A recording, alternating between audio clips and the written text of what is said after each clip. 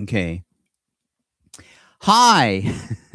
Thank you so much for now I have to do a whole show here. Thank you so much for being patient. Anybody who's been watching. Hope I didn't lose everybody, but I will keep talking. I'll put is anyone in the chat?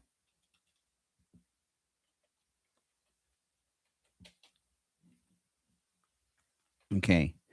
Okay, so I will just simply continue. Hi, if you don't know who I am, I'm somebody who needs to cut his hair. And I have always wanted to write screenplays professionally.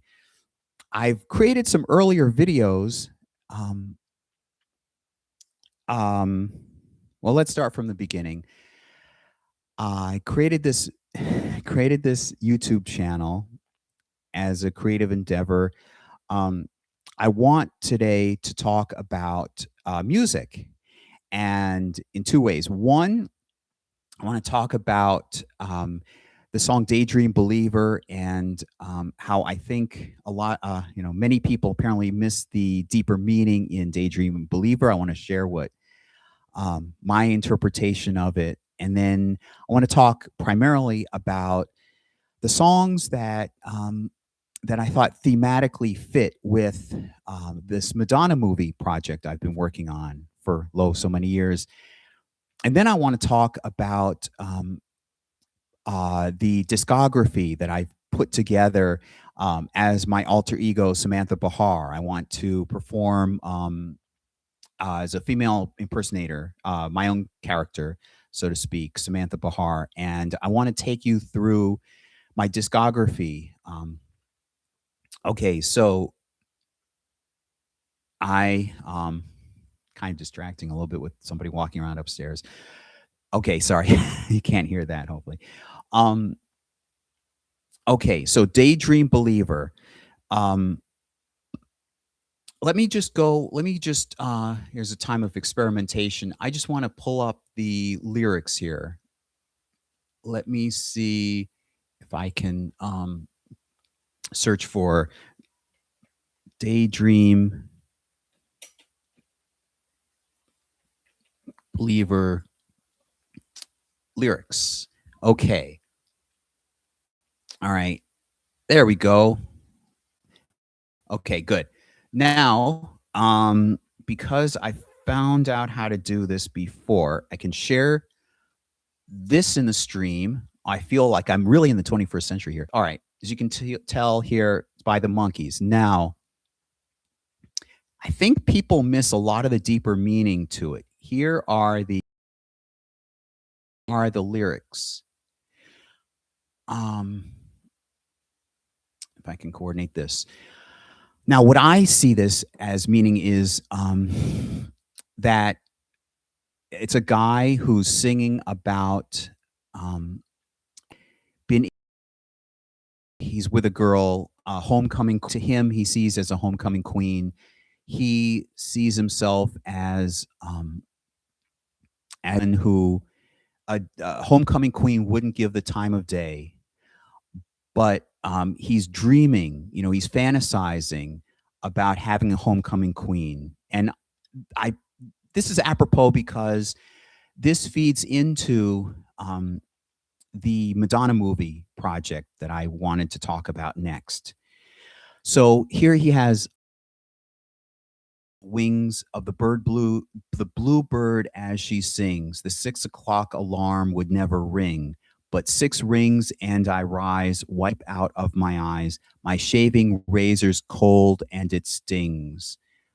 My opinion, it should have been old, but okay, cold.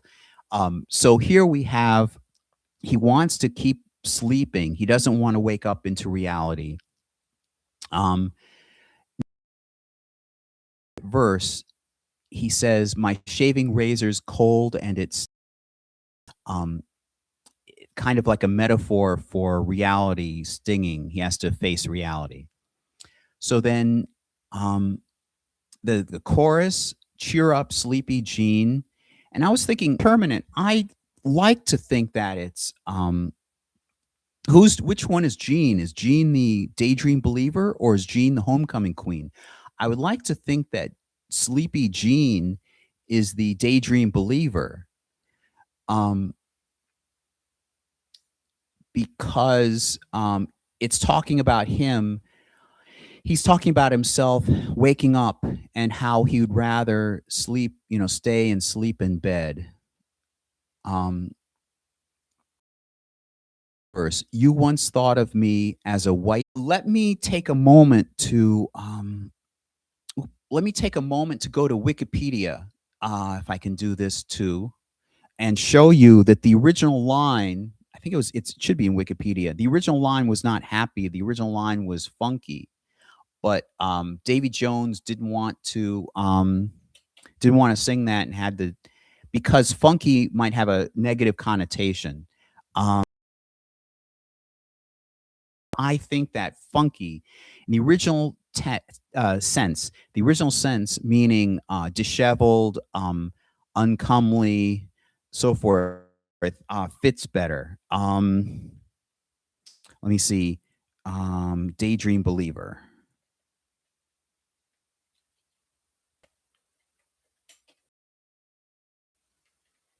Okay. Hopefully this will have it. Here it is. And let me switch this around so I can be able to share. Okay. Let me. Oh, how do I switch from? Huh. Okay, I'm just going to read. I don't know quite yet how to switch from one thing to another in terms of sharing. Apparently, sharing this. Um, I don't know. So I'll just read from Wikipedia. Um, John Stewart wrote Daydream Believer about suburban life. He recalled, I remember going to bed thinking, what a wasted day. All I've done is daydream. And from there, I wrote the whole song. Never thought it was one of my best songs. Not at all. Um, the song was turned down by Spanky and Our Gang. That's interesting. And We Five. Um, And then Chip Douglas told Stewart that he was now producing the Monkees and asked if Stewart had any songs that might work for the group. And then, okay, so he offers it to the Monkees. And then, boy, I'm hoping that it's in here.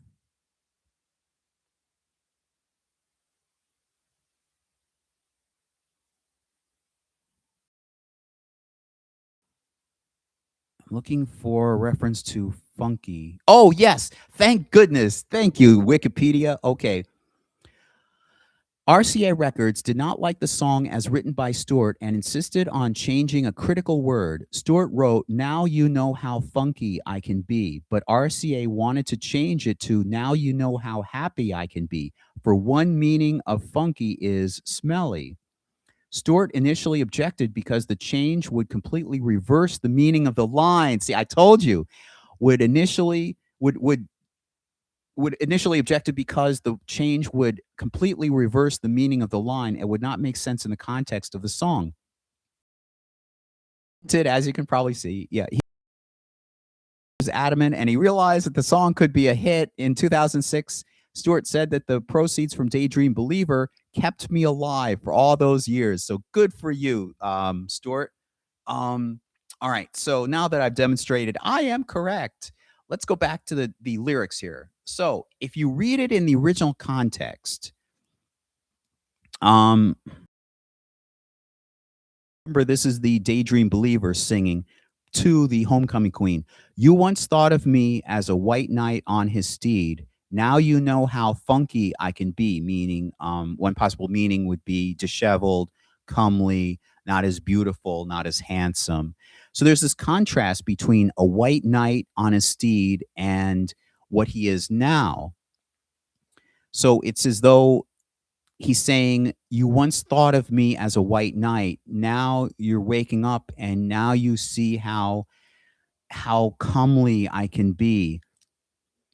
Then the verse continues with, "Oh, and our good time starts and ends without dollar one to spend. But how much, baby, do we really need?" So he's saying, we don't really need money to be able to enjoy a good time together. So, and then cheer up, sleepy Jean. Oh, what can and cheer up? My interpretation is that it's that Jean in "Oh, cheer up, sleepy Jean." I'm thinking that that's the daydream believer who has been sleepy, who is just waking up, and he's the one singing the song, and that this chorus is singing "Sleepy Jean." What can it mean to you, who's a daydream believer, and to this person you see as a homecoming queen, who's so beautiful? And there's also a tinge meaning of, homecoming being somebody from in high school. You have this high school fantasy. There are several other songs that came to mind. Yeah, let me go back to looking at myself here. All right. um, yeah, nobody's in the chat yet, but hopefully somebody can watch afterwards. If you're in the chat, please say hi. Okay. Um, hopefully you can be able to hear me and there's no other technical glitch. But anyway, um, so there are other songs. One song that comes to the high school. Um, so homecoming queen would be associated with high school, and sometimes when you're a homecoming queen after high school, reality really does hit. And so I wonder, hope you can hear me. Sorry that my video is glitching in the corner of the screen there. I'll fix that. I'm just at least happy that this chat is working.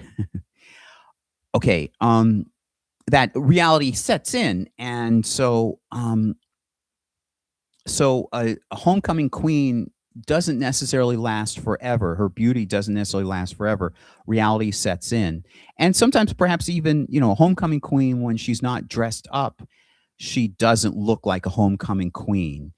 Models, supermodels, and so forth, have to put on an image, and they spend oodles amount of time, um, inordinate amount of time, just getting ready, and just for those few shots or that one appearance or something. Um, so there are a couple of other songs that came to mind.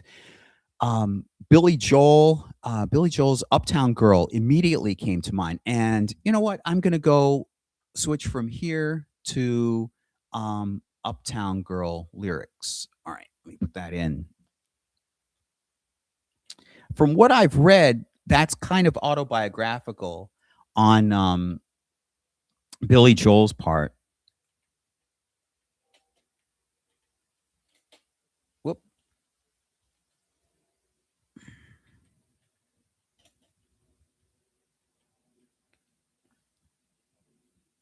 lyrics. Okay,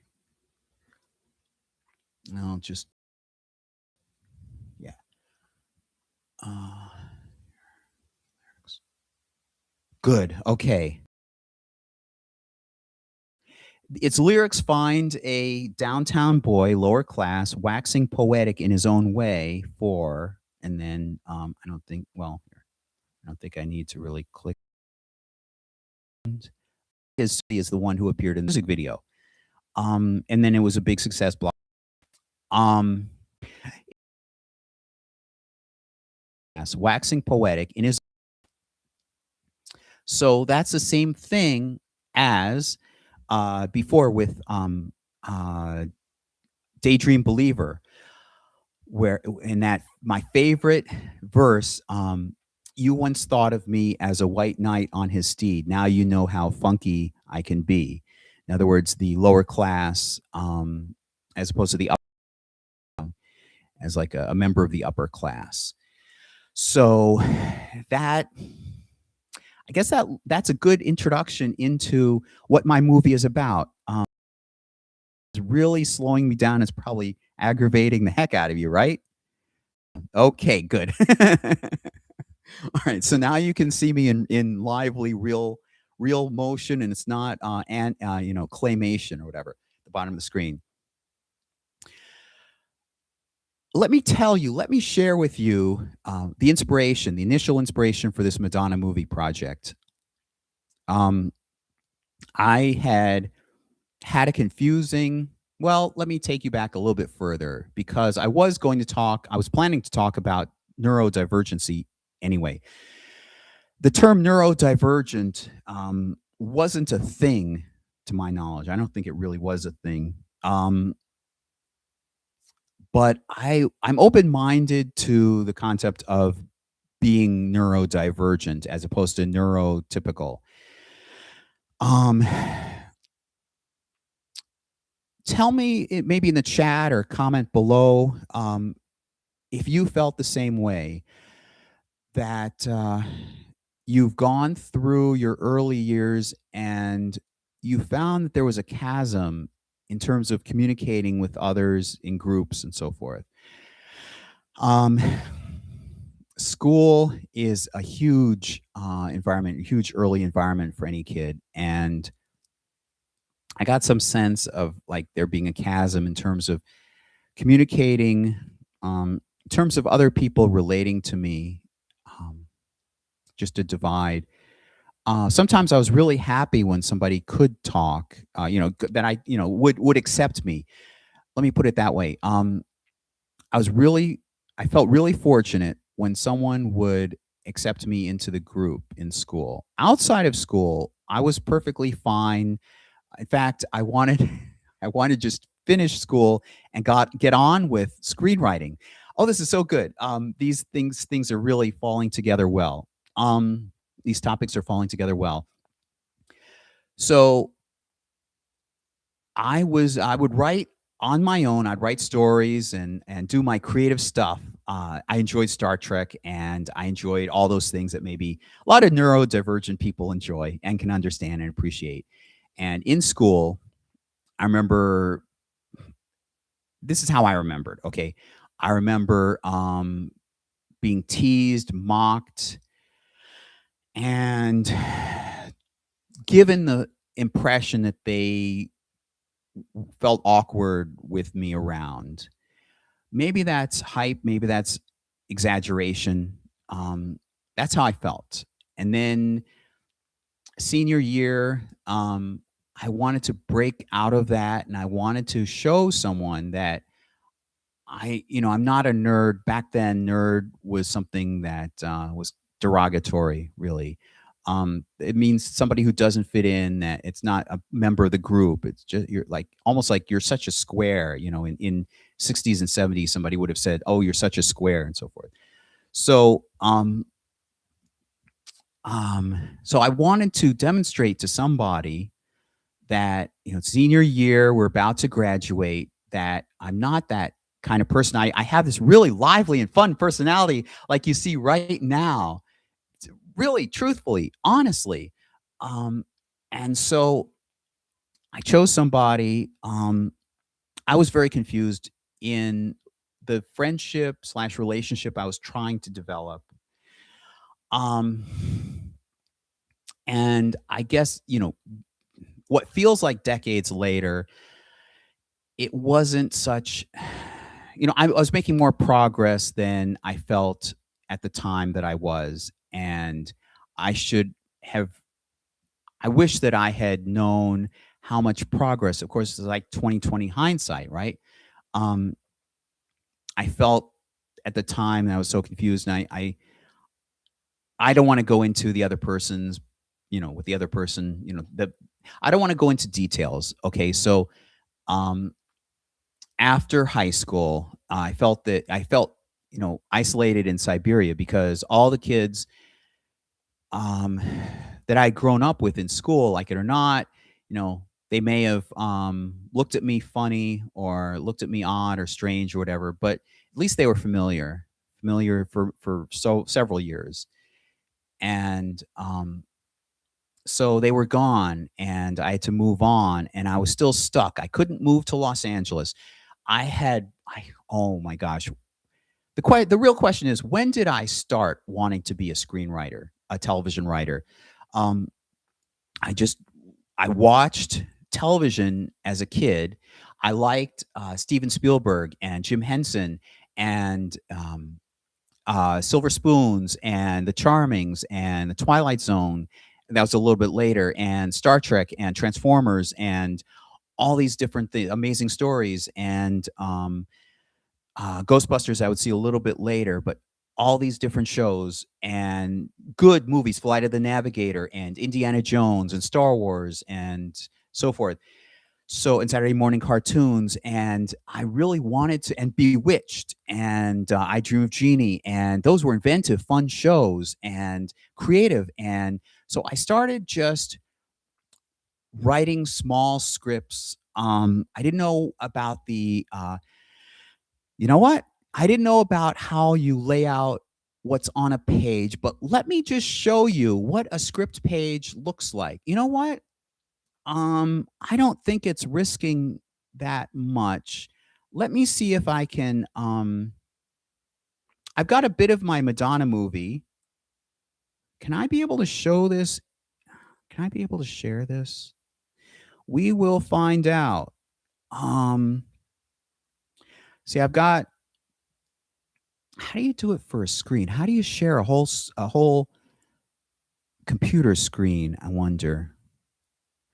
Um Let me look through. No, it's not. Sure, also tab audio. No, I don't want to share the entire screen. Will this work? Okay. Okay. Warning, my face may become jittery, whatever. That's okay. Um, why is this not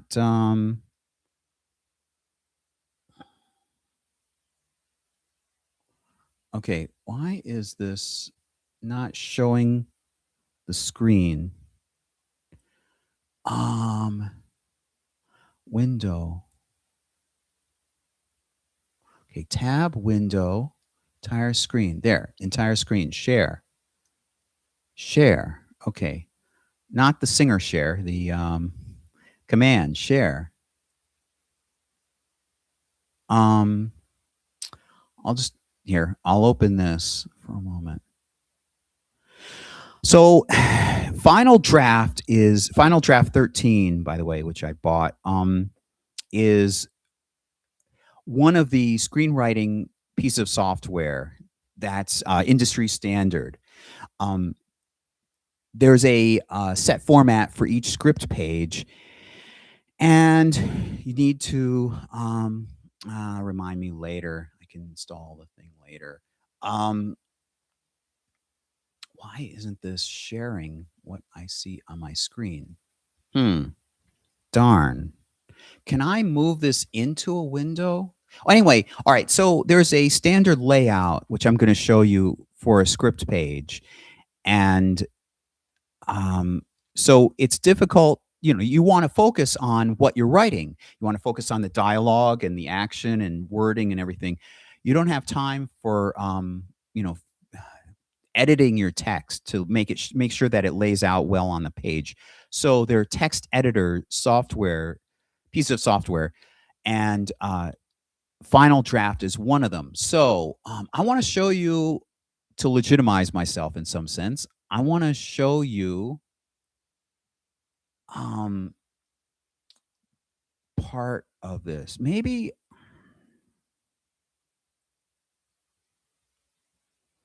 this doesn't seem to be combining. All right, can I just add this in? Maybe pot. Nope. It shows up. It definitely shows up as gobbledygook. Well, all right. Maybe I will include a snapshot at the bottom. But all right. So here, I am just going to find a script page layout. Okay. and show you that. Okay, it's not mine, but at least we won't be sitting here for 20 minutes trying to figure out how to, with mine trying to, trying to figure out how to share it. Um, Share? No, that's not what I want. Um, okay, let me see if I can share here. I've got a page up. How to format a screen. Good. Okay, share. Good. It's what we had before computers keyboard. All right, so there's your screenplay page format. It's excellent. It's got all the just about all the elements there. So you can see there are columns. You've got the scene slug line. It's either internal, got what where it's taking place. Like you instead of this, you could say exterior, which is what this really means. Exterior, um, um, or night.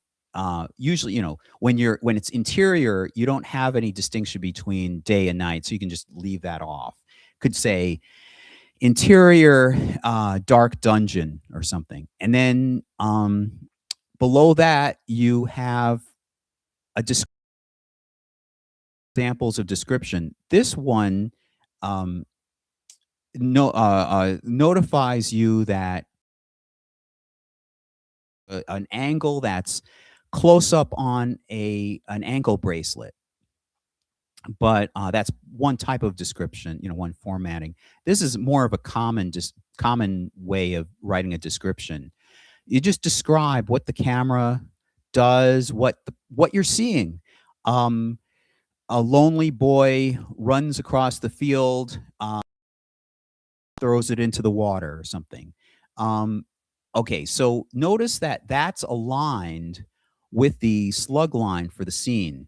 All this is one margin. So if you go inward further, you see the margin beginning for the dialogue. So all this dialogue in here fits. It doesn't go. It fit. In fact, this seems kind of quite long. Longest it can go for dialogue, right? The start and end points for the margins for the description. And then here we, of course, have the name. So what you're seeing would be if on the screen, you'd see an ankle bracelet, and then this says out of shot. It's a voiceover. Technically, there's a difference between voiceover and OS, but OS simply means um, well, both of them simply mean that they're not on screen. There's a voice coming from some character off screen. So that's what this would mean, off screen. A voiceover recording that's played back. So there's a little bit more connotation of a recording that's played. That you hear this voice off screen. So you're looking at the bracelet, and you hear Clint's voice say, "Okay, you see where you're going. Let's work on how to get there." Okay. Then the camera. Notice we haven't changed bracelet, and we see Clint Bartow or Barton, sorry, with Lila, and this happens, and then right continued because still speaking, and then there's dialogue. So now sometimes this is about it. Um, Sometimes if there's some character cue, and you want to be careful not to put a lot of stage direction that the character is sad or crying or distraught or something like that, or happy or joyful. Right about here and put distraught or sad or whatever after, or otherwise known as below the name and above the dialogue. So if if he were looking maniacally,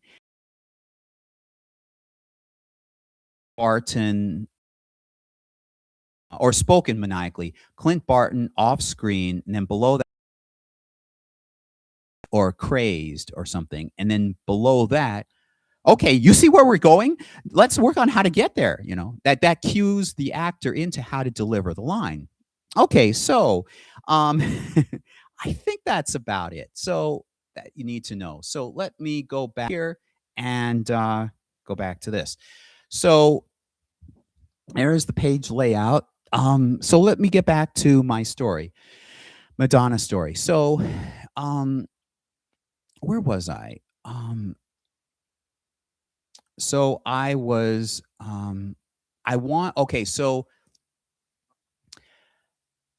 I start college in August and I really want to get to Los Angeles and start my career, but I'm still homesick and well, not homesick, but like lonely. It's a whole different shift in life for me. So somewhere along the line, 1995, whatever, somewhere around there, I developed an attraction to Madonna. It was probably one of those 1980s, retro, enjoy the 80s, remember the 80s montages or marathons or whatever, probably VH1. So I um so I see, it's beautiful. Oh yeah, I remember Madonna. Oh yeah, wow, she has talent. And so at that point, I wanted some feeling of kinship. And I want to go back to that reference to neurodivergency,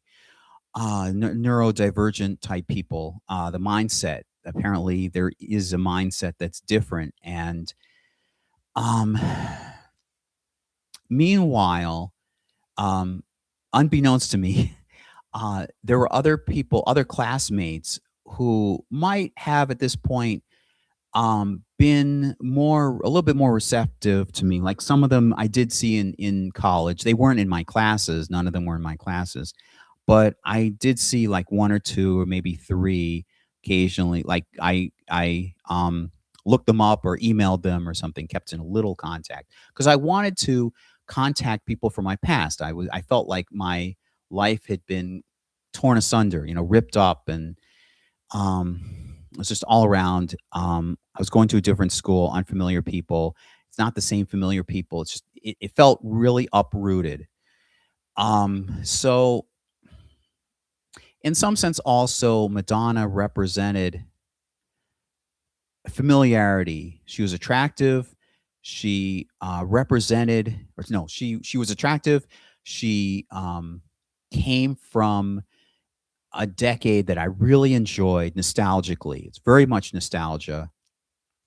And I wanted to talk with somebody and share ideas, creative ideas. I wanted like a meeting of the minds or meeting kinship or I don't know how else to express it. So, all right, so you're getting the idea. So um I built up like a fantasy, like what would I say to Madonna, and fantasizing that she would appreciate what my ideas and appreciate the hair being cut. And I really should have cut my hair. I was so eager to set this up. Um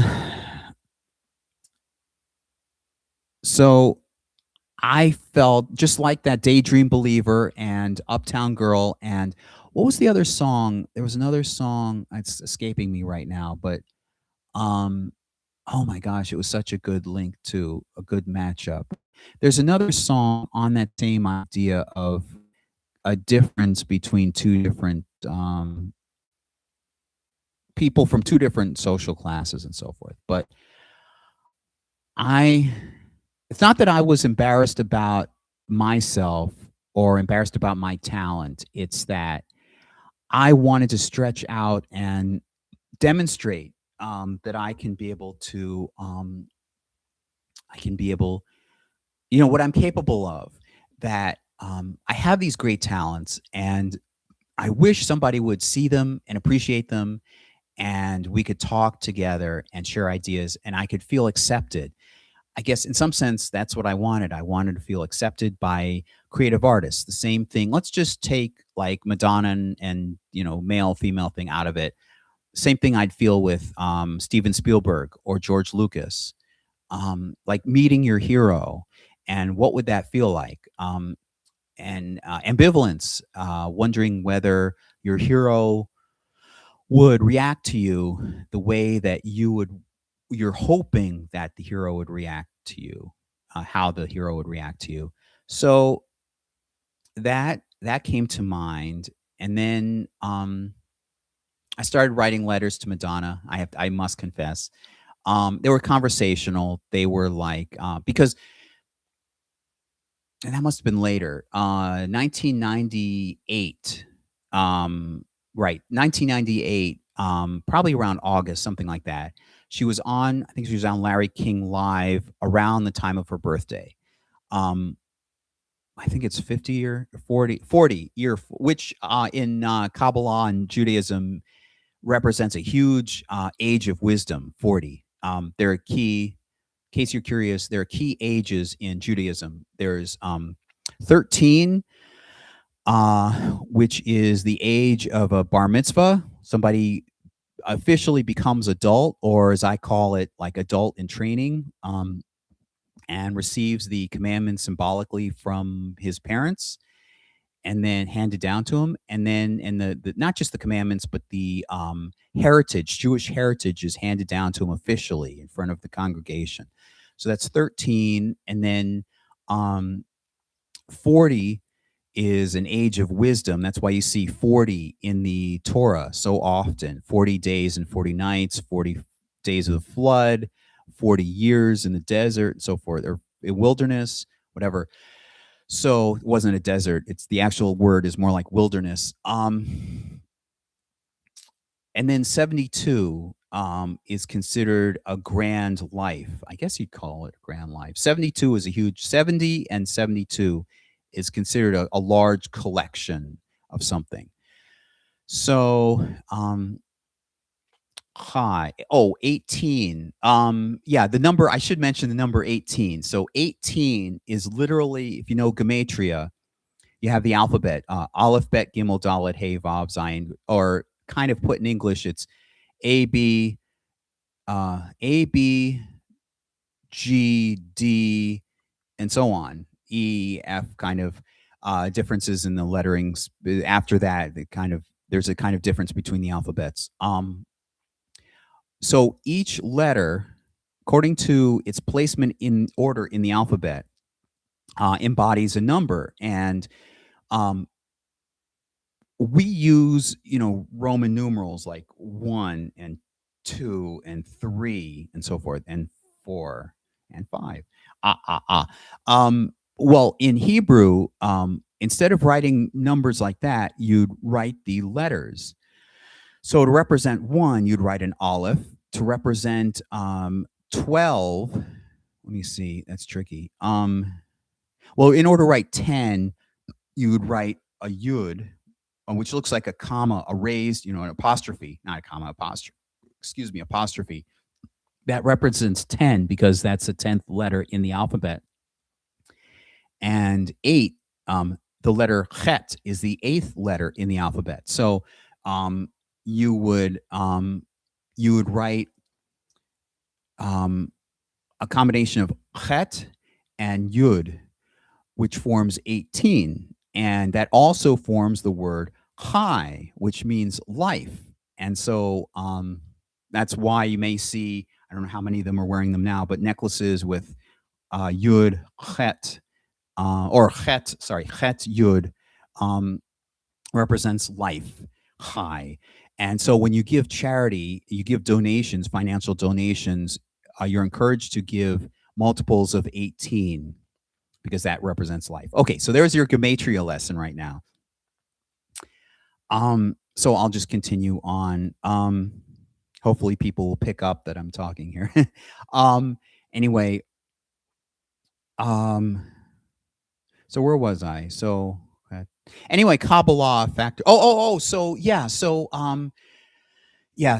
Madonna reached her 40th birthday, I think around the time that she appeared on Larry King Live, and she was happy, she was smiling, of course, and she was embracing Kabbalah and embracing a different part of her life. It was weird seeing her black, as a black-haired woman instead of blonde. Oh, an interesting change in life. And so I was really pleased with her embracing Kabbalah for her own sake. I don't think it was a fad. I don't think it was just to be trendy. I think she really did. I think it really did help her. And she really wanted, I see her as somebody who's fascinated by philosophy, and that's going to work in soon with the Madonna pitch um, here. So I had just become interested in studying Kabbalah myself. I studied it, on my own. You really should have people around you. Um, there's a Hebrew term for it. It's chev, chevrim, I think, which literally means basically comrades, companions, to study any bit of Torah or any bit of Judaica. You're encouraged to have, study with a group because you can then benefit from more than one point of view. But okay, there are not really many people around me, if any, that know Kabbalah. So I would go online, and I already knew some Hebrew already. I had taken 2 semesters of Hebrew in college, and of course, what felt like 20 years ago or something, I at 13, I got bar mitzvahed, and I had to learn some Hebrew in order to be able to read from the Torah scroll. So, just like almost out of memory at that point, but I was familiar with it, and I studied again, and I kept studying and kept studying. I'm like a sponge with this. And just in general, something I'm interested in, I'm like a sponge, which may be a trait of neurodivergency. That has to be defined better, what neurodivergency actually is. I just know it does, from my own experience, it does seem like there are neurodivergent people and neurotypical people. I don't like to label that. I guess it just means that there are people who have a mindset of being very curious and open and able to and fascinated by topics and so forth, put in the effort and are open-minded, and they're, I guess, and then there are people that are just they just go with the flow, and they don't think much, and they just copy what everybody else does. Be interesting if Einstein were, if our some of our greatest leaders and scientists and so forth were neurodivergent. But anyway, that, you get my point, hopefully. So I saw her as an artist, her being an artist, that there'd be like maybe a potential for a kinship. Again, granted, it was fantasy, but I had not had a girlfriend, and it was sort of like a fantasy, really. So so I wrote some letters over a period of time, and I was showing her I was writing in the letters some elements of Kabbalah that I thought she would appreciate. And then that was maybe I'll just throw out a number, something like over a period of 7 years, I wrote a few letters. And then I figured I've written all that I want to say from a fan to a hero, and I just stopped because chances are she probably wouldn't be reading them anyway. Um, and I continued on, but all right. So back to 1995, and then like here's 98. So right about this time, her August 98, her birthday, um, her actually, yeah, 40th birthday. Um, I was approaching the end of college, and I was in um, I was going for an undergraduate degree, a BS degree, so I'm full of BS, I have a BS degree in television, radio, and film from the Newhouse School, which is a very prestigious school, I'm told. Um, Decent school. I liked it. And screenwriting and elements of TV production, so and film editing and so forth. So um, I decide, okay, you know what? I really want to impress her, and I want to develop my own career in film or TV. At that point, Well, in high school, I was writing spec scripts. I started off in around middle school writing, um, right. It wasn't like that script page layout. It was more like character colon and then the dialogue character was, and they were short scripts. I think Bewitched was in there. So I know I did some Married with Children episodes, and it was somewhere in high school that I did learn the script page layout because I was a voracious reader on how about the industry and specifically television writing. So I saw myself as a television writer. I wanted to create. I loved Star Trek, and I wanted to create TV shows. I came up with a sequel series premise for Get Smart, and there was a short-lived TV show sequel to Get Smart, but it wasn't like that at all. If you're curious, I had in mind the son of let me see the Maxwell Smart has a son, has twins in one of I think the final season of the series. So that child would now be grown up. So he'd be Maxwell. He'd no, I called him Everett Smart. Like Max Smart is like maximum smart, and Everett would be like ever and always smart. So Everett Smart, and then he would be paired with a Russian because now it's post Cold War. So he had a Russian female counterpart, and it would be basically the same thing. Too bad that didn't really. I couldn't go anywhere. I didn't have the resources to really push that anywhere. And anyway, that was in high school. I wrote a spec script for Spin City as a two-parter called "What a Tangled Web." If you're unfamiliar with Spin City, it was a workplace sitcom. It was somewhere around 1997, 98, something like that. Um, it was a workplace sitcom with Michael J. Fox. Took place in was it New York City, mayor of New York City. So he would be the under mayor. He was underneath the mayor. He was running the office, and it was like any other sitcom. It was a workplace sitcom. So I took Watergate.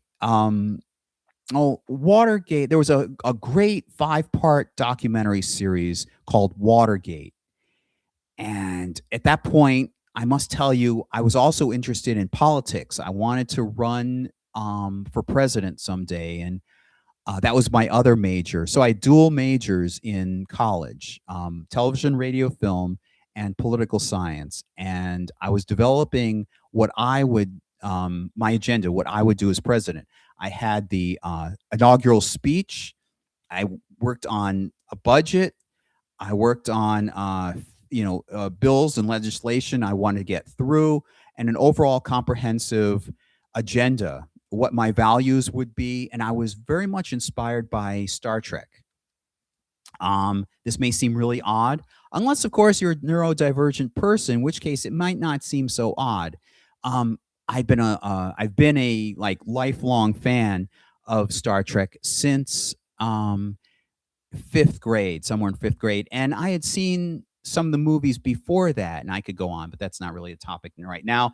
Well, I think the first thing that I had seen of a Star Trek um, movie, not just something in a calendar or magazine or something. The first thing I think I saw was 1984, where my mom and I borrowed from the library a film strip of one of the episodes. It was called "The City on the Edge of Forever." This is something really funny. All right, so "The City on the Edge of Forever," written by Harlan Ellison. He's quite a character. Check out what he's like. Um, he's written some novels. Don't call him, well, he's deceased now, but don't call him a sci-fi writer. He may come up and say, "Why did you call me a sci-" Anyway, in the same breath, he's acerbic, he's quick-witted, he's Jewish too. But he wrote these movie reviews, and they're really funny. So quick wit, clever. So I've buttered him up enough in case he decides to haunt me. Why did you call me a sci-fi writer? Um, so he wrote "The City on the Edge of Forever," and then DC Fontana stepped in and rewrote it, and there was some skirmish. But anyway, that's lauded as one of the best, and I agree, one of the best episodes of Star Trek in its first season, the end of the season.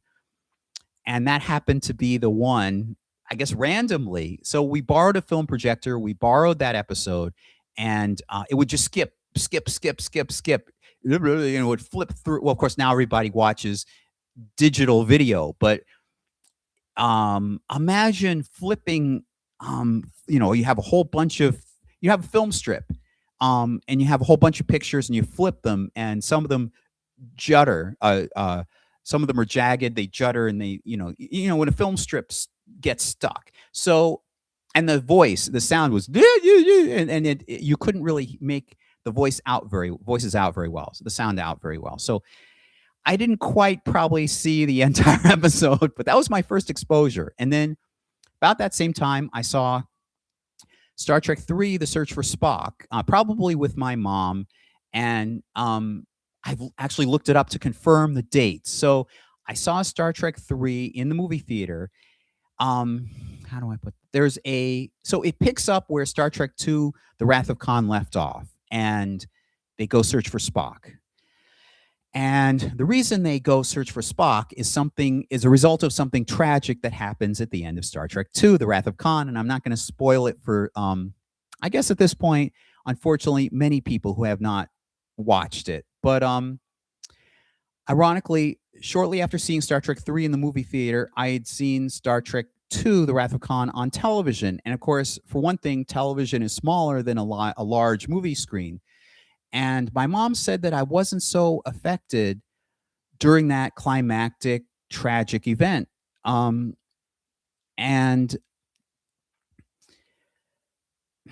for whatever reason, maybe I was just very young.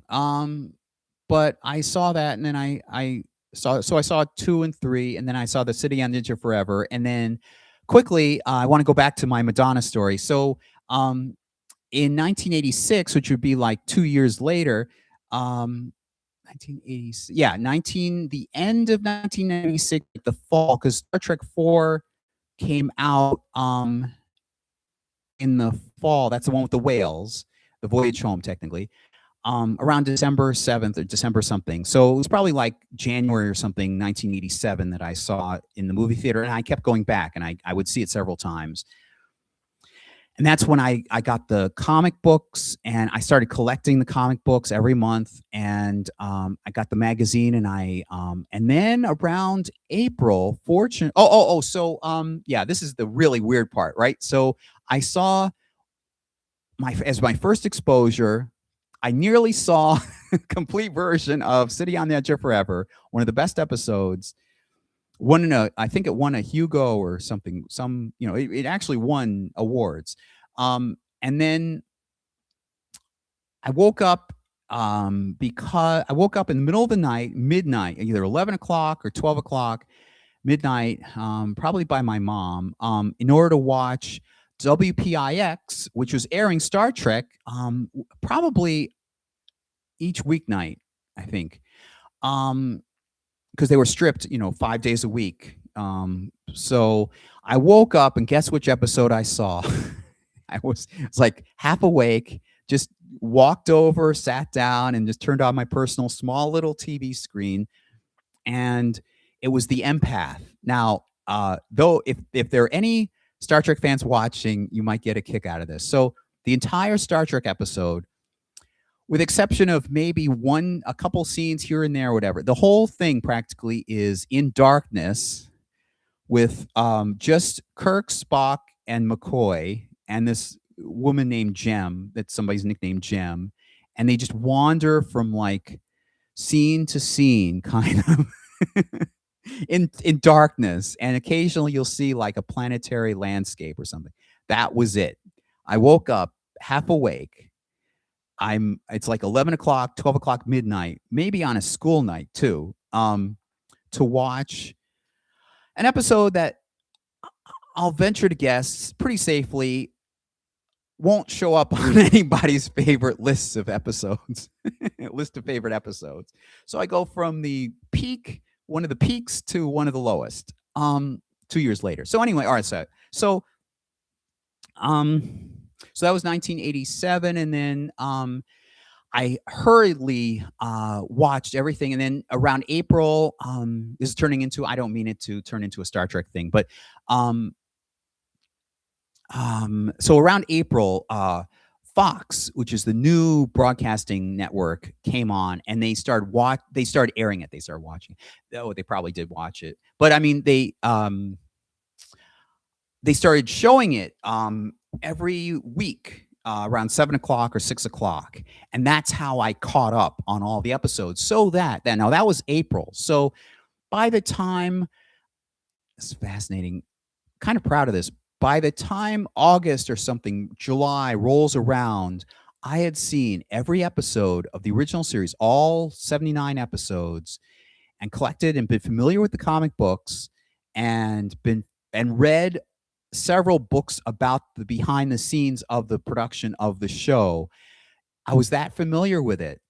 By the time the new Star Trek series, Star Trek The Next Generation, premiered in September of 1987. So within a few months, that's how much I absorb anything I'm interested in, anything I'm really fascinated with. Why did I go on to this? I don't know, but I can't rewind this video right now. Something about Star Trek? Anyway, how did I get onto this? Okay, so I'm gonna go back to Madonna. Madonna is my centerpiece, or homing beacon. All right, so something about writing. Oh, television, writing for television. Oh, yeah. So in high school, I was fascinated by Star Trek. I was fascinated by, Night Court. I was writing these scripts, and by high school age, I was sending them off unrepresented. Maybe I had my mom like sign as my agent or representative or something. She's not a signatory. There's a whole thing behind that. It's a whole lot of gatekeeping behind that. People who are in the music industry will know the same thing. Basically in entertainment in general, there's a lot of gatekeeping. Academia too, probably. Um, you I didn't have any agent, I didn't have any representative.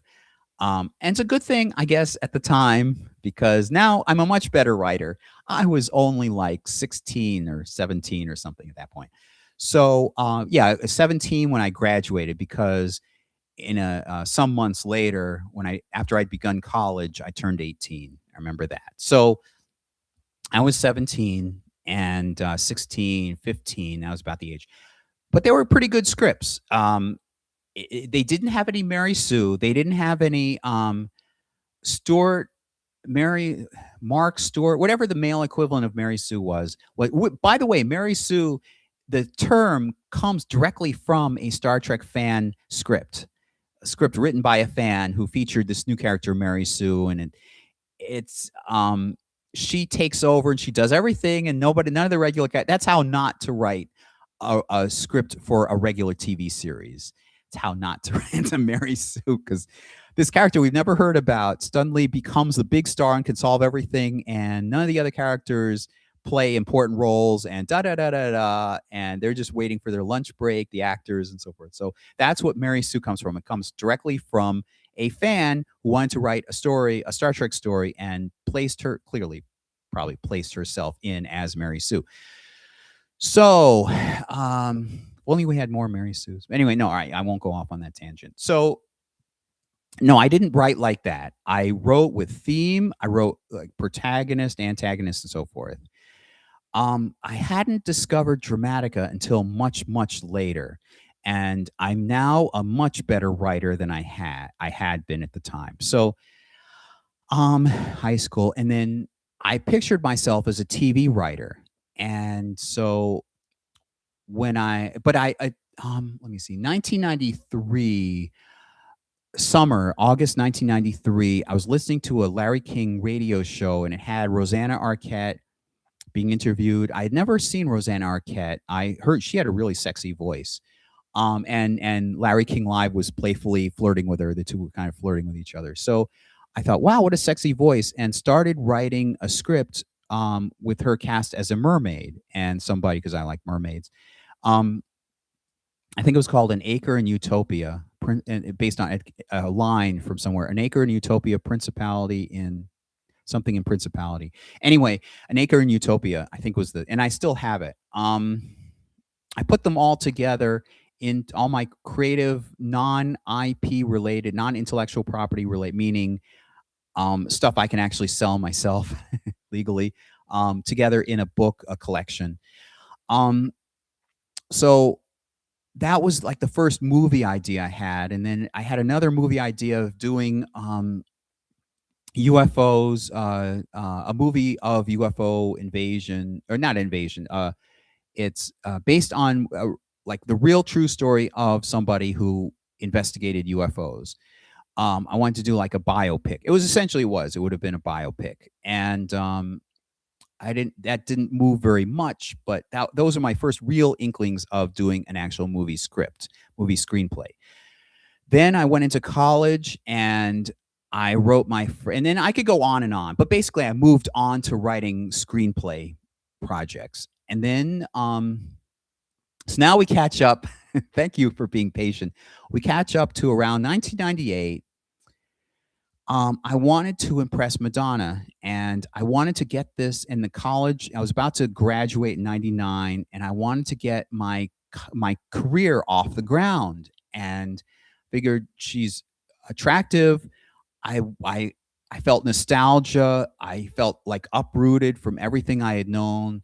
I wanted to talk with somebody like some kinship, some like-minded artistic person, and just share ideas and just have somebody recognize that I'm artistic too, and I have these great ideas too.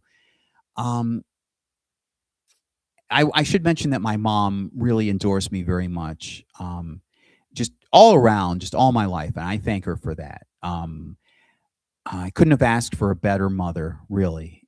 Um, so I wrote this script, this screenplay called Manhattan Masquerade, and it had those elements in. So I already told you about the inspiration for it, the inkling of it.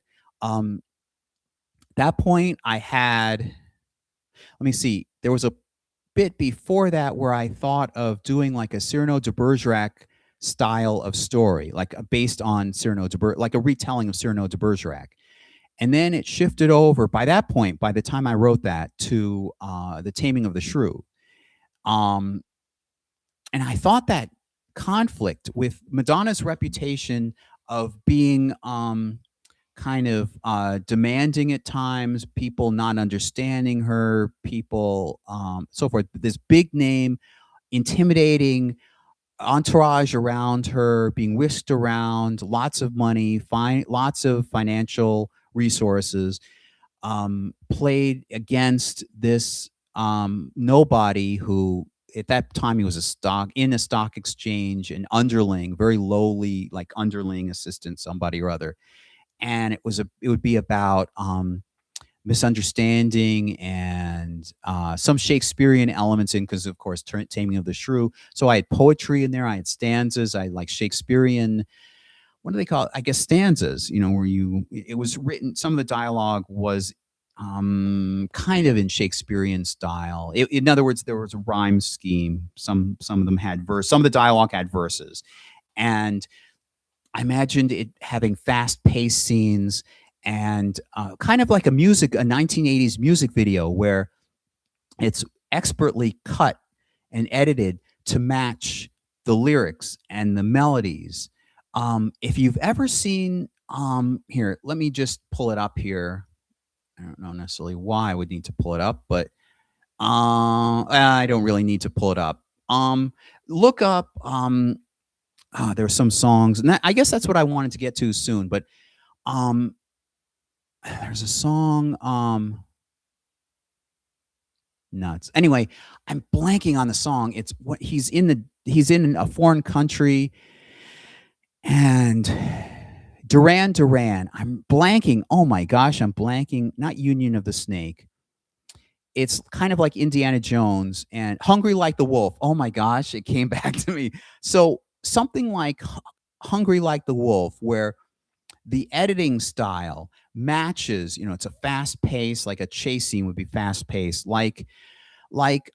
there's a Baby Driver, something like that, where the music is really integrated with the action, what's going on in the scene. Not only that, but thematically matches what you're thinking of, so the song choice thematically matches what you're seeing, not just visually, but like thematically. So, um, I had that, and I had it as a retelling of The Taming of the Shrew, and um, and those of you who are not really familiar with Taming of the Shrew, look up 10 Things I Hate About You, which is a comedy, like more modern retelling of it as a comedy. So I went to one of these gatherings, and I went to one of these gatherings at my alma mater campus, and there was an agent there from Creative Artists Agency, and so I sent it off to Creative Artists Agency, and then I got a job at CNN, and then in Atlanta, and then while I was there for that month, it didn't work out because I had to come back. But during that month, I got a an envelope. It turned out to be a rejection letter, basically saying we're returning it. And of course, I didn't have any representation. It's the letter, and I still have the letter. It says like we're not interested in this at this time. Okay, okay. So I want to skip out, and I want to get to the good stuff, the stuff that I really wanted. I really hyped up. So I took those elements. I I have brought it into this new version, which is called Tabloid Crazy. Um, has some of the same elements. It has, but it's written a lot better. It's not Taming of the Shrew. It's totally different. Um, it's in keeping with what I wanted, which was a screwball comedy, because I enjoyed Bringing Up Baby, and I knew that she liked screwball comedy, and she had been in Who's That Girl, and so I thought she'd be, and Shanghai Surprise, and so forth. So I wanted to write something that both I enjoyed and that she would really enjoy. So what are the elements? So um, I don't have time right now to list them, type them out. I should have, but all right. So it has a deep relationship forming through. If you're familiar with Bringing Up Baby and screwball comedies, especially from the 30s and 40s, they're quick witted. They are playful. There's some, it's what they have, like meta, what's now called meta stuff, where they have inside jokes and sexual innuendo and other kinds of innuendo. They poke fun at the establishment. They poke fun at reporters and journalism at large institutions, because remember, this is these were popular just after the Great Depression, kind of in the late stages of the Great Depression. So poking fun at institutions. And of course, it's comedy. Lots of physical slapstick and so forth. So, um, excuse me for coughing in your face, America. Um, Tom Snyder said that one time. I'll never forget it. Okay. Um, so it has quick wit. It has a deep, beyond the beyond the repartee and the brush offness between the two characters, Madonna and an actress would be playing Madonna, but it's Madonna as a character. And this other person who's part of, not high class. There's fighting back between them, like screwball comedy, and then gradually they come to see what's underneath each other. Like he begins to see that, once he opens his mind, once he quits seeing her facade of the Material Girl, and that's why I specifically wanted Material Girl to be one of the songs in the movie. There's several 80s movies. This would be taking place around 1985. Once he drops this vision of her as the Material Girl and sees her as Madonna Ciccone, um, and once she begins to see him as a person rather than some annoying fan, somebody or other who's causing trouble, kind of like Mr. Bean in the movie Bean, um, he and I. By the way, I pictured for a while, who's that actor in a different? parts and like characters. Not that they would be cast; these actors would be cast, but I wanted some kind of person in my mind while I was writing it, and I'm blanking on his name. He was in the well, I was going to say newer version of the boy. Sometimes your mind isn't working.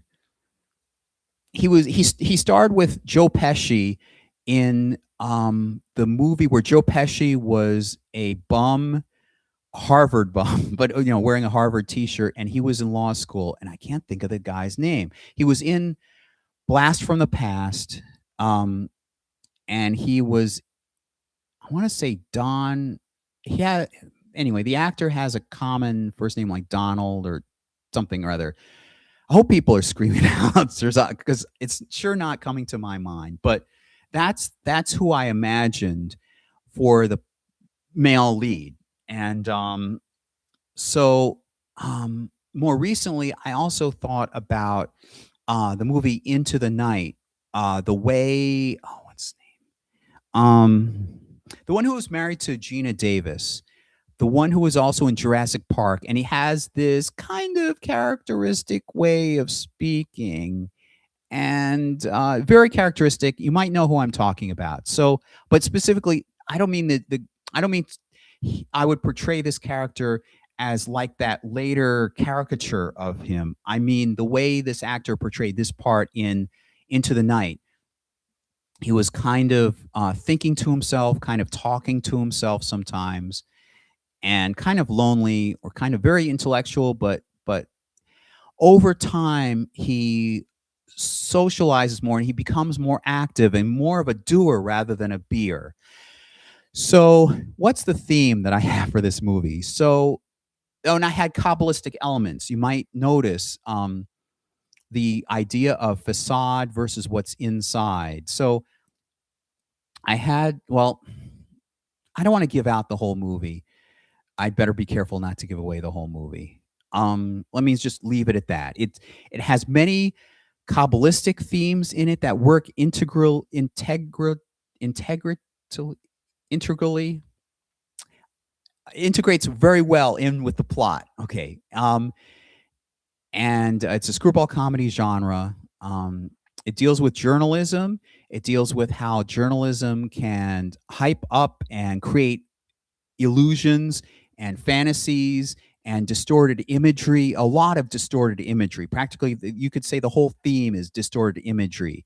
And in terms of Kabbalah, the idea of an outer garment versus an inner light and an inner soul, and the inner soul being hidden by the outer garment, which may be very different from the inner soul. And so something like that. And it deals with dreams, actual concept of dreams and visions and fantasy versus reality and so forth. So, by the way, if anybody wants to chime in and chat, I'm right here. I'm ready to chat with you in the chat room, the chat thing. Um, I'll just continue talking. So, I think Madonna would really appreciate it. Um, I think it takes place in the 1980s.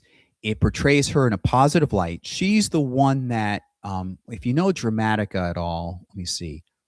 Many times a character will change. It could either be the main character or some other character that plays a personal impact upon the main character. So either one could change. Both of them endure an arc. Both of them experience an arc. So in this case, Madonna um, doesn't change her worldview, but the main character, the main male character, witnessing her dealing with these preconceptions, these notions about what she's like, who she is, and them telling everybody who she is instead of her telling them who she is, and this kind of barrier between her and the public that she both manipulates and is entrapped by. Um, no better. Please don't. Nobody take this idea. I'm being very brave when I say this, even this. But anyway, So the male main character witnesses this. Now, if you, those of you who understand Dramatica, as I said before, either the main character or the impact character can change. She's the impact character. The main character, Joe, um, there's a certain reason why I named him Joe.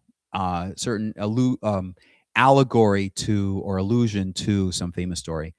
Go guess what that is. Um,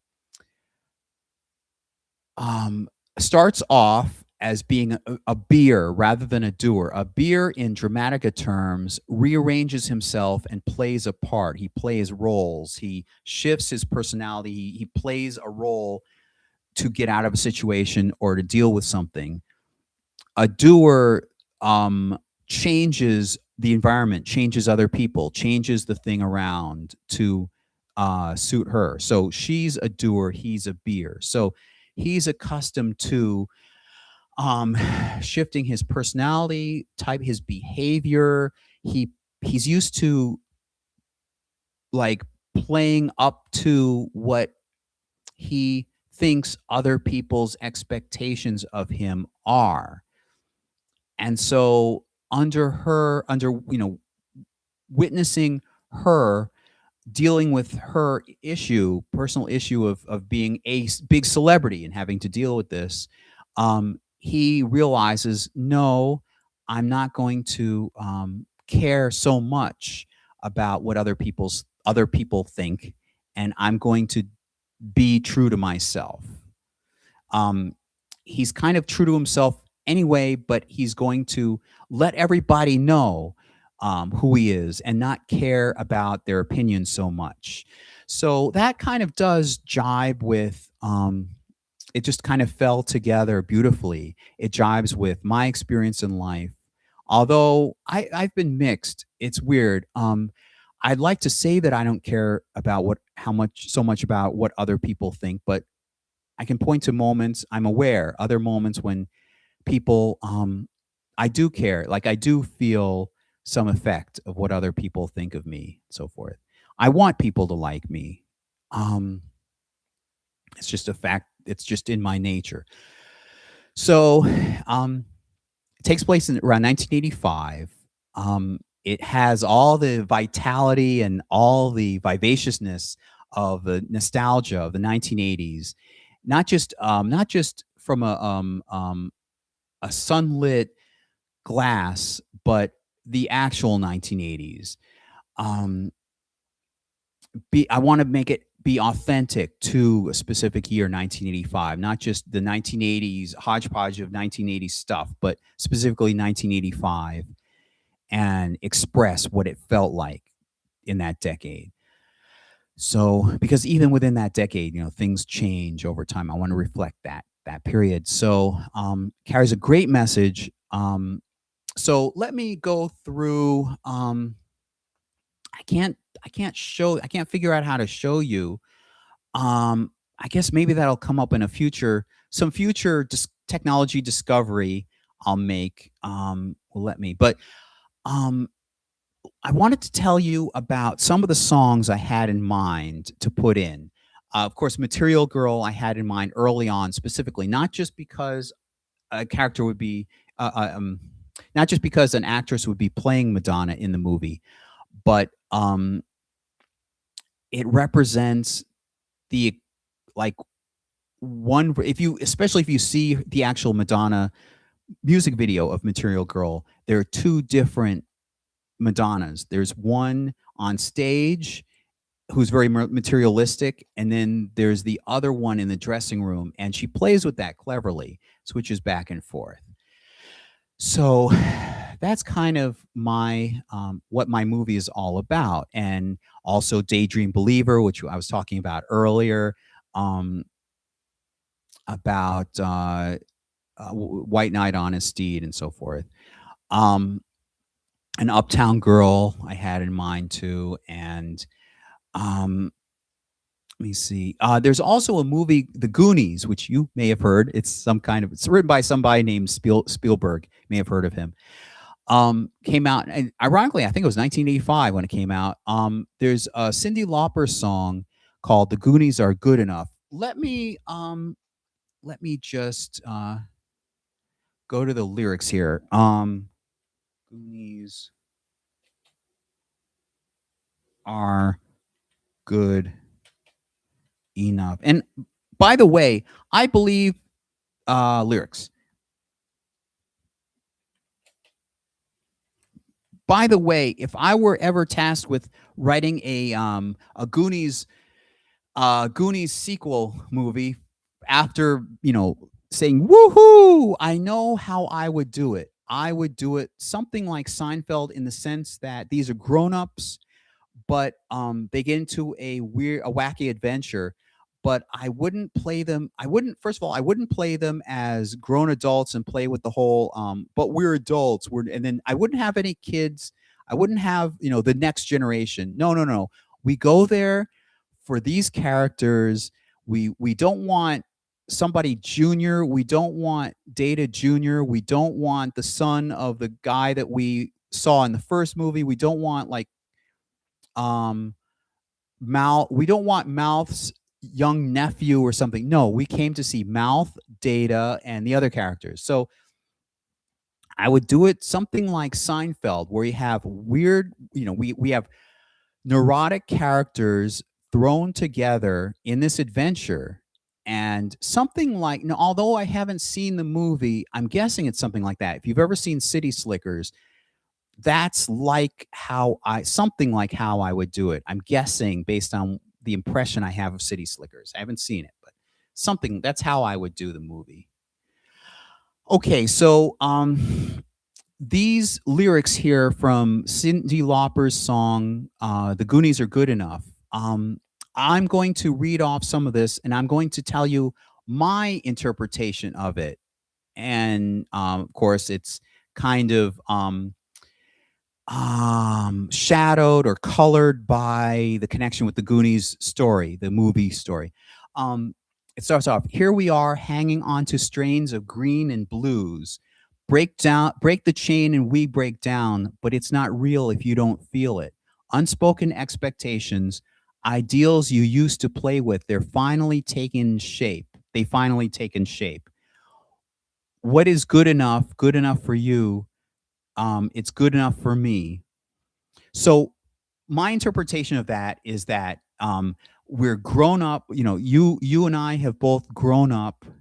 Um, we used to have ideals when we were kids that we used to play with, and um, now we're hanging on strains of green and blues. It might not fit what she meant, but this is how I interpreted the song.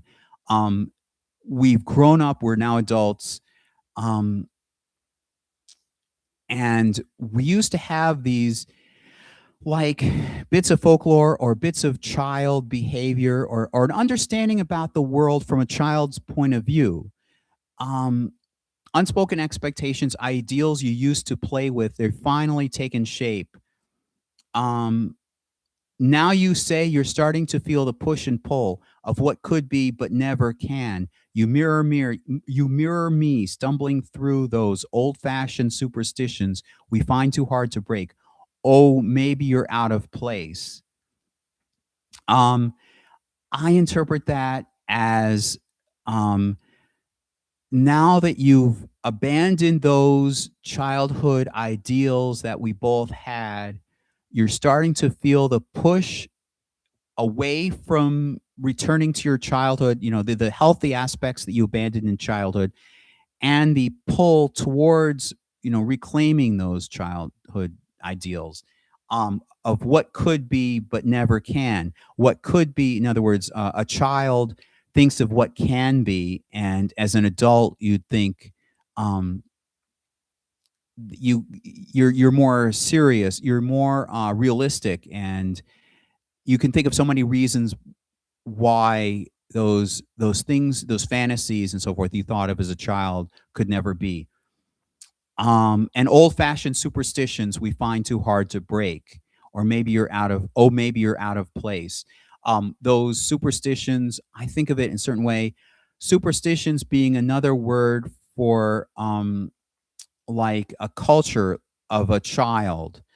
child, children together have a culture and certain things, certain values that they hold, so forth.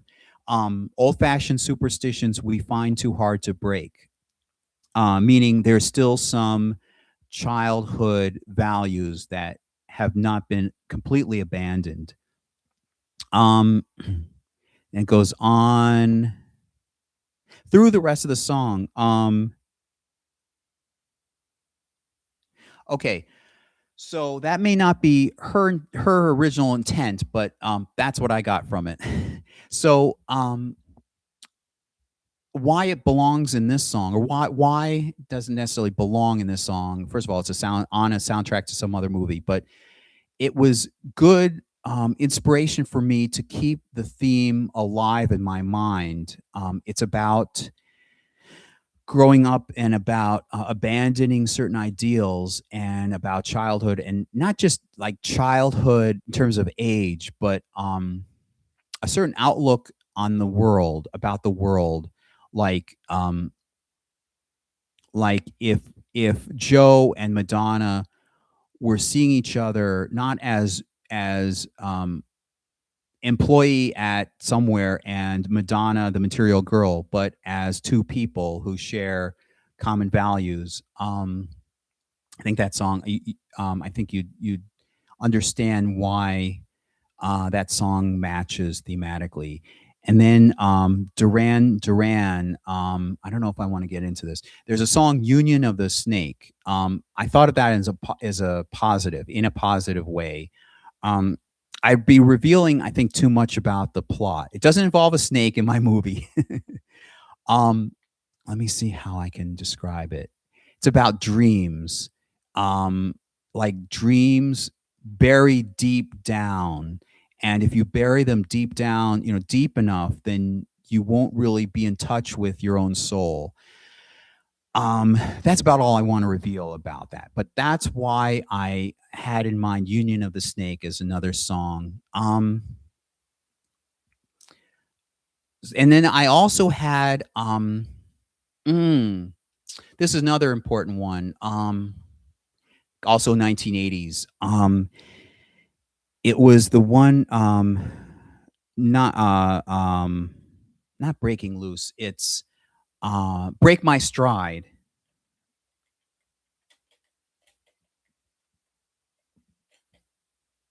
Break My Stride lyrics. Great song, by the way.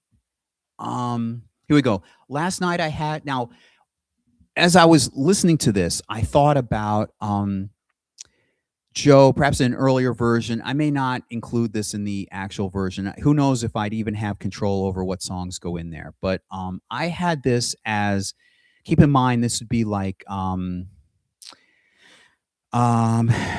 like a clash that you'd see in a screwball comedy, romantic screwball romantic comedy. So I had in mind Joe being the one singing this about Madonna, kind of to Madonna. Here's Break My Stride by Matthew Wilder. Last night I had the strangest dream. I sailed away to China in a little rowboat to find you, and you said you had to get your laundry cleaned. Didn't want no one to hold you. What does that mean? And you said, ain't nothing gonna break my stride. Nothing, nobody gonna slow me down. Oh no, I've got to keep on moving. Ain't nothing gonna. Okay, so you're on the road and now you pray it lasts. The road behind was rocky, but now you're feeling cocky. You looked at me and you see your past. Is that the reason why you're running so fast? So um, that's one of the parts of the song that inspired me to stick it in, or at least keep it in this. I had this collection of songs that match thematically. They may not go into the final script, but they just helped me to keep the theme alive while I'm writing it. Keep focused, keep locked on to the theme and not stray. So from this, I had Joe saying that she sees him, in him, her past, and she's been trying to move forward, and then she looks back and she sees him as a reminder of where she had been. So that's why I chose to keep that in there. Let me see what other songs. Um, I'm blanking on. Maybe I should do. I'll do another stream about this, but this has been going on for quite a while already. It's about an hour and a half. Let me see now. Talked about the Madonna movie. Let me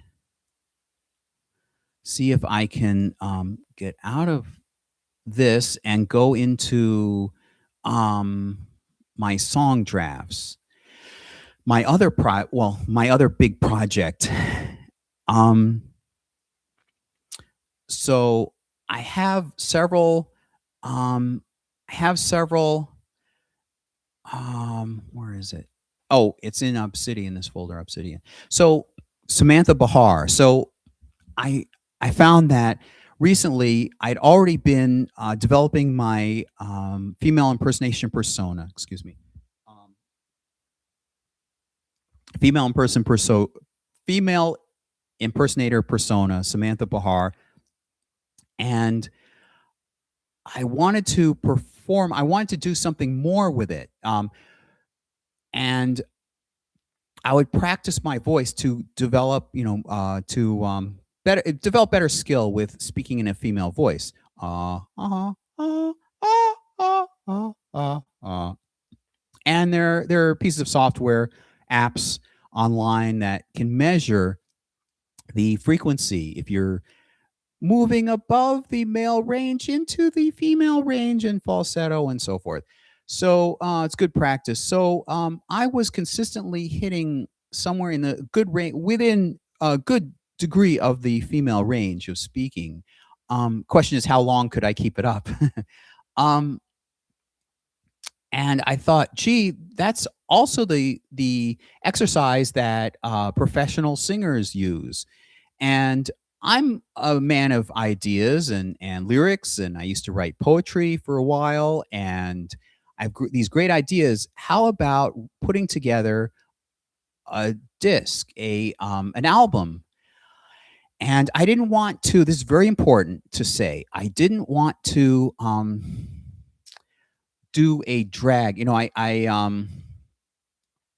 Let me see if I can pull this up. And forgive me, my there's a button. If you happen to see, there's a costume accident. My button popped in my shirt, so hope I didn't show you too much skin.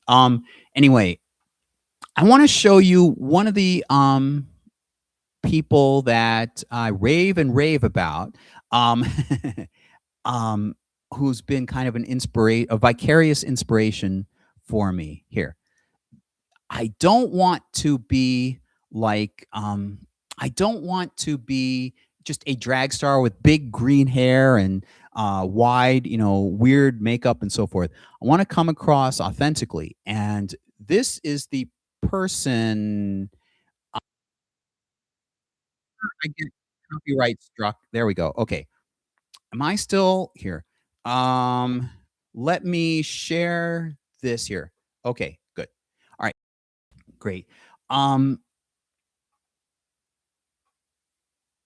All right. So this is somebody I've mentioned before who has put a is a singer, had a female sounding voice and couldn't get a singing role, couldn't get gigs as a male singer with this higher pitched voice. So some producers came and gave him the idea, hey, let's just let's just dress you up as a woman and have you sing. So it really, yeah, see, remained high. My talking came down. I still have a real high singing voice and so forth.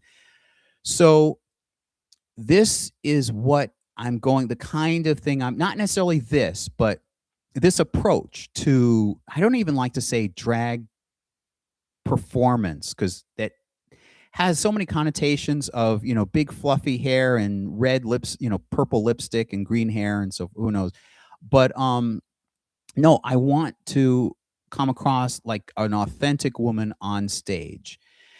And so I drew from, okay, so I All right, so you get the idea here. I don't need to continue this. Let me go back. Good. Okay, so in keeping with that, I thought through my own past experiences. What would I really? I don't want to sing like sexual innuendo or poking fun at women or whatever. I want to come up with an album of my own personal experiences, what I would really want to sing about. And if fans see, if first of all, if I really pull it off, that'd be amazing. That'd be extraordinary. But regardless of whether I'm pulling it off well or what, I want listeners to understand and bond with common shared experiences. So I don't know if I can be able to do this. Let me see. Can I be able to share this in the I'll try again. Hey, I've been talking 1 hour 37 minutes. What's a few minutes more? Let me see if I can combine this in here because I actually came up with what turned out to be um what turned out to be 5 albums, 4 or 5 albums worth. One is a Jewish album, one is a Halloween album, but the other three are a collection of my own personal experiences. And I haven't recorded anything yet. Can I share this here? Let me see. Does this show up? Oh my gosh. Okay. Wonderful. Brilliant. Oh my gosh. It's actually working. Oh my gosh. Why didn't this work when I was trying to show you script pages? Okay. All right. Never mind. Okay. Hopefully, I'm not doxing myself or anybody else, but here, so, um, trying to go okay, so at least this works. You can see there's the chord progression I came up with, and the feeling pure, hopeful, and slightly bittersweet, axis of awesome progression, the inspiration forever young, so forth, or it sounds something the closest equivalent would be forever young, so forth. So, um, you get what that looks like.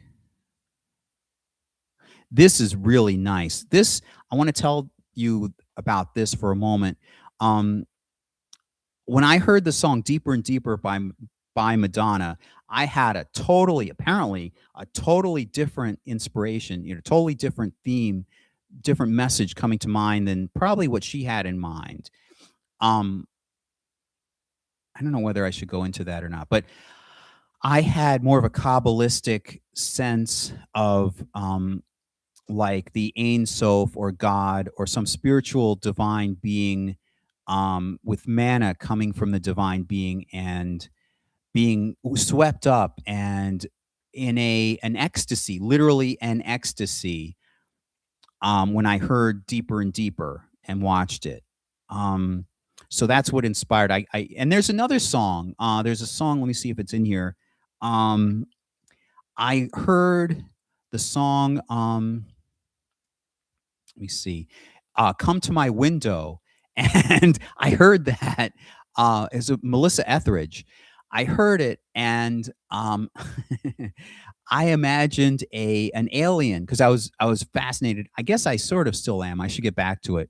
Fascinated by alien abduction stories and UFOs in general, UFO, lore in general. So, I imagined, this creature coming in. So I want to sing about this creature coming in and beckoning me this as a singer to go out, go beyond, don't be afraid to go kind of like don't fear the reaper sort of go outside the realm of what we as a society accept as normal and reality and venture into I'm also thinking Lady Gaga, oddly comes to mind. But go into don't be afraid to but Madonna, of course, came before so that Lady Gaga could could be fantastic.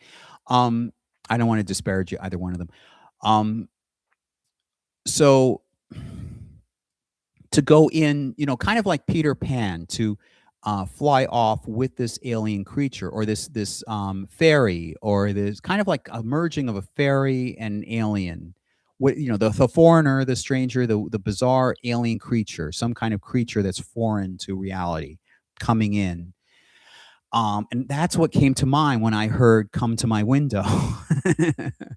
So I want to write about that. Let me go through. Let me find here discography before composition, and hopefully I won't dox anybody, please. But I want you to. I'd rather you see this stuff. Is this no? This is no. This is the wrong one. It's still that library. I want this. This should go. This will put them to sleep. No, no. This right here. Okay. So, and of course, I want to share this with you. Okay. First of all, before I share it, let me just take one quick look to see if, I have Susie's name or John Peterman's name or some weird thing in here. Nope. Okay. Good, good, good. Okay. Okay. I have Shannon's name, but, you don't know who Shannon is. So, um, okay, good. So, all right. So now, whoop, um, cancel. Maybe. Um, share again, not the singer, the act. Share. Okay, good, good, good, good. And you can see it. Nice. Okay. Um, Alien at the Window. See right here. You have the track, and these are working titles. You have basically the genre. I envision myself at the kind of music I would be singing as something like, 1980s, but pop 1980s. I've kept thinking of Belinda Carlisle. I know this is like pure fantasy. Hey, you got to strive for something. But if I were to go on stage, if I were to do a persona as a female singer, this is what I would come up with. Um, Alien at the Window, I already told you about that. And then Mom's Death. I want to sing about, first of all, discovering her. How should I put this on YouTube? Obviously discovering that, and also hoping that she's looking at, questioning, are you looking out after me? Were you able to see my future that I don't know about? And beneath that, her hearing voices, hallucinatory voices, and dealing with that and how that affected me. And Shopping Mall is one of my favorites. It's it's about more than just a shopping mall. Of course, 1980s shopping mall when they were big, but it's about, could also relate to a relationship too, or just things in general. I wanted to sing about the splash and the pizzazz and the huge wave of movies and music and entertainment and so forth from the 1980s, and then also mention you don't know how good a thing is until it's gone. Um, and then Childhood Friend. I At the beginning I changed it from childhood. I changed the title. It was originally um, Sisters Together or something like that, but I changed it to Childhood Friend, and experience about a close friend that I had in elementary school, um, a special bond with, and of course changing gender and so forth. Um, Spiritual Journey was that one that I was talking about that was inspired by Deeper and Deeper. Hurt from First Love. There was a first love, and I want to talk more about it. I'm glad that I haven't developed the lyrics and really, really move forward with this. In some sense, I'm glad. I'm sad that and dismayed that I haven't yet been able to do that. Although I am moving towards it as much as possible, as much as I can. But in that time, I've been able to come to grips with a lot of this former first love. And I don't want to disparage this other person. And I want to create the lyrics that are accurate and more, I have a different outlook about what happened now than I do then. Of course, I can sing about it in hindsight. I can create lyrics in hindsight, but I want to sing it as close to what accurately happened as possible. And I think we can all relate to Hurt from a First Love. And then Mermaid, I wanted to, of course, I love mermaids, and I thought it'd be a great music video. I don't know how I'd pull it off, but hey, I need to lose some pounds here. I know that. That's for one. Um, but Mermaid, it would be these would be sung in 1980 style, like composed in 1980 style, where usually, you're singing to the singer is singing you and I and we and us and so forth, rather than him and he and her and so forth. Very much first person. So it would be about some a mermaid who is singing to someone she loves and is attracted to and cares for, and shows concern that if he learns what ugly, what things that she sees as faults in herself, would he still love her? Would he still stay with her? And I think everybody can relate to that. But I think, particularly, speaking as a guy, just based on what I have seen, kind of understood about women, I think it would speak to women a lot. Lost Object, it's about something that had been lost in a move, kind of like, for those of you who had seen Citizen Kane, something like the red, what was that? A red, what was that? Red Little Red Wagon, a sled. I think it was a sled, something like that. Something that you miss that you long for again. Bond Girl, it'd be very action oriented. I would be singing, or Samantha would be singing about Bond, but also playing action too, and kind in her own right, and um, kind of a competition almost with how do I put that, with pew pew sounds. Right, this is YouTube. Pew pew sounds and special effects, and it'll be fun and cinematic. See here, cinematic spy pop. But also there was another thing I wanted to remember. Like, I'm just as good, or the hero aspect of it. So this attraction, like with the Madonna movie, like this hero aspect that she sees in him, these attractive attributes.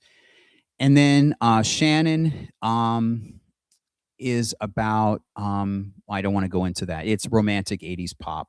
Let me see, what can I say? It's wondering if somebody was actually just playing around, or was being genuine.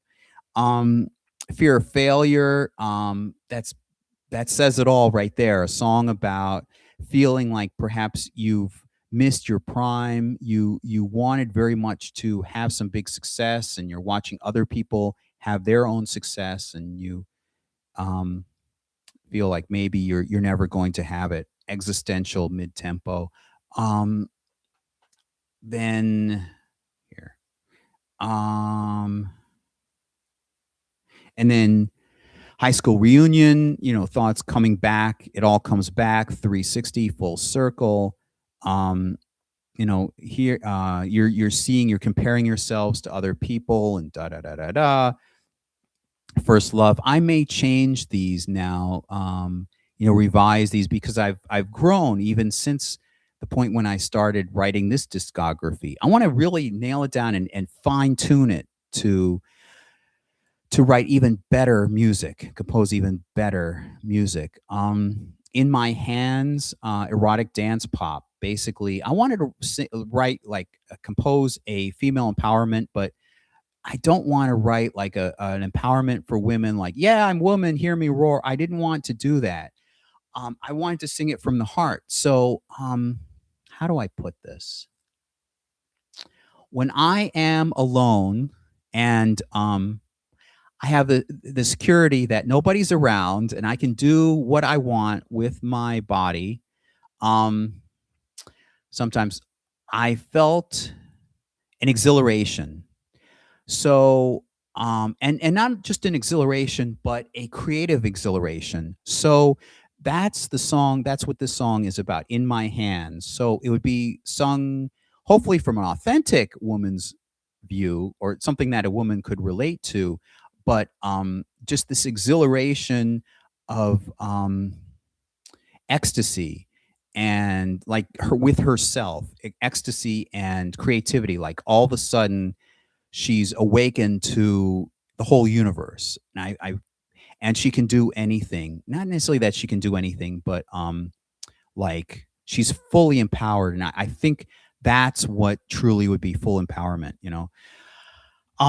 Phone call. What was phone call about? Phone call. Phone call. Oh, yes.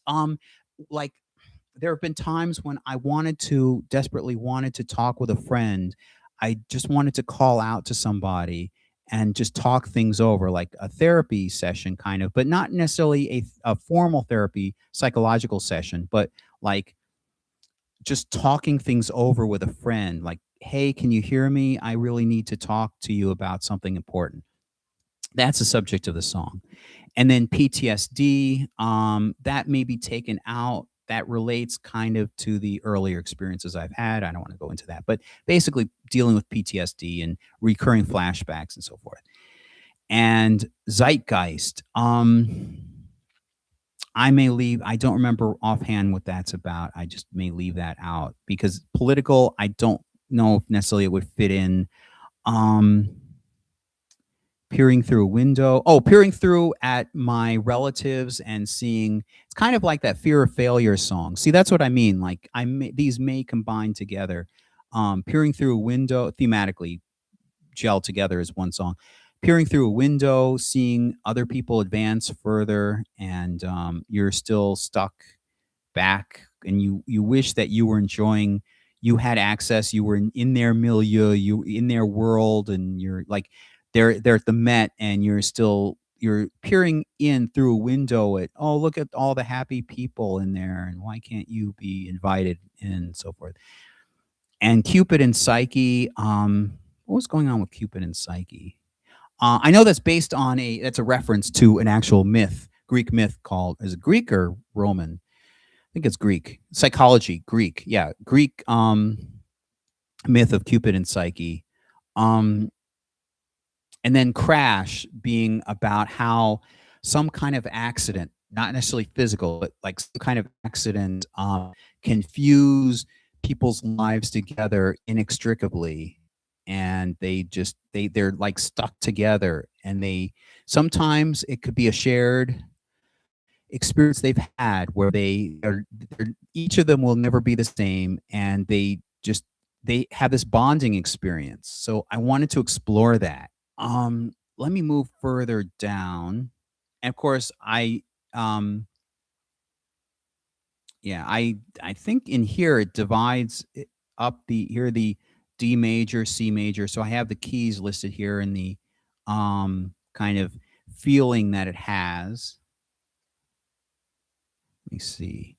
Oh, here I thought so. So here are the albums. And I did use AI to figure out the best layout. First album will be Twilight and Dreams. That's the logical sequential progression through the themes, spiritual to mythic hybrid. There's a flow to it, thematic flow to it, and of course, it ends with Spiritual Journey being 10th track, and then Broken Messages here, and then album 3, Cosmic Flames, and then here's my Jewish one. I need to come up with more songs in there. Mashiach, by the way, I had in mind, well, one of the inspirations was something like, what's that song? Very powerful song. It was in the soundtrack to, of all things, great soundtrack, by the way. There's this movie with a great, great soundtrack, by the way. what was it? Da da da. Thunder and rising with the heat. It's gonna take a Superman to sweep me off my feet. For a hero. Was it looking for a hero? Holding out for a hero. That's it. Holding out for a hero. Um, that was partly, or at least that's kind of what I want this song to sound like. So there it is. There's that, and might as well here. Let me show you. I've done that in a previous video, but let me show you. Um, track. I hope that wasn't my girlfriend. I she my girlfriend. I'm setting this up for the with the camera and everything, and then my girlfriend calls in. Hi, honey, how do I look? And not right now. I love you. You're gorgeous. Love that lipstick and so forth. But I'm trying to figure out how to get this to actually work. So I told her to call back at what would be 7 o'clock my time, which would be 4 o'clock her time. So it places her it places her in 3 hours in the West Coast, Pacific time. But anyway, I was gonna look up something. Oh yes, videos. Okay, what I look like. Oh, by the way, I want to give a shout out to this person right here who heterosexual, da da da da da da, but he's really good at and there was some facial feminization here. But even before that, he looked pretty good. It's a matter of makeup. It's a matter of getting, first of all, getting this. And my girlfriend is enthusiastic about.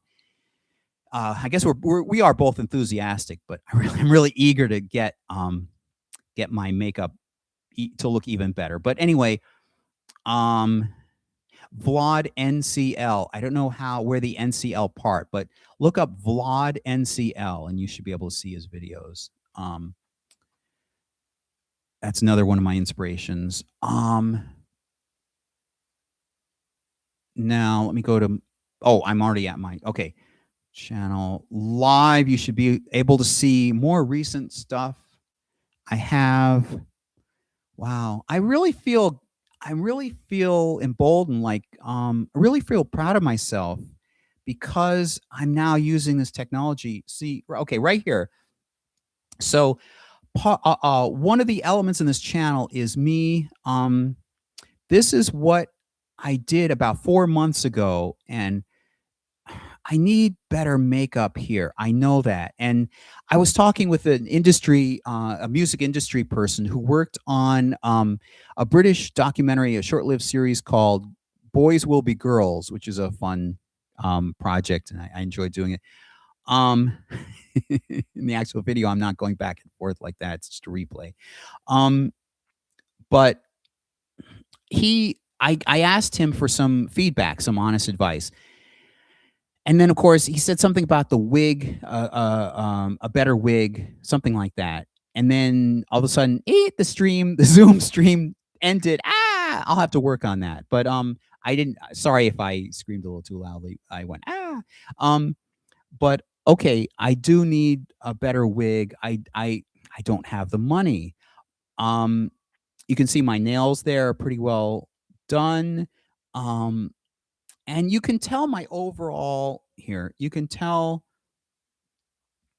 the lipstick is good. I mean, the wig can be better. The eyes could be better. I now have like pierced ears, so I can wear earrings and so forth. And notice the way I'm holding the microphone. I'm paying attention to the way women typically hold or behave, or typical female mannerisms. But I don't want to do it like a drag queen or an exaggeration because, well, as much as ironically, actually, many women enjoy drag queens, but I don't want to demean women in any way.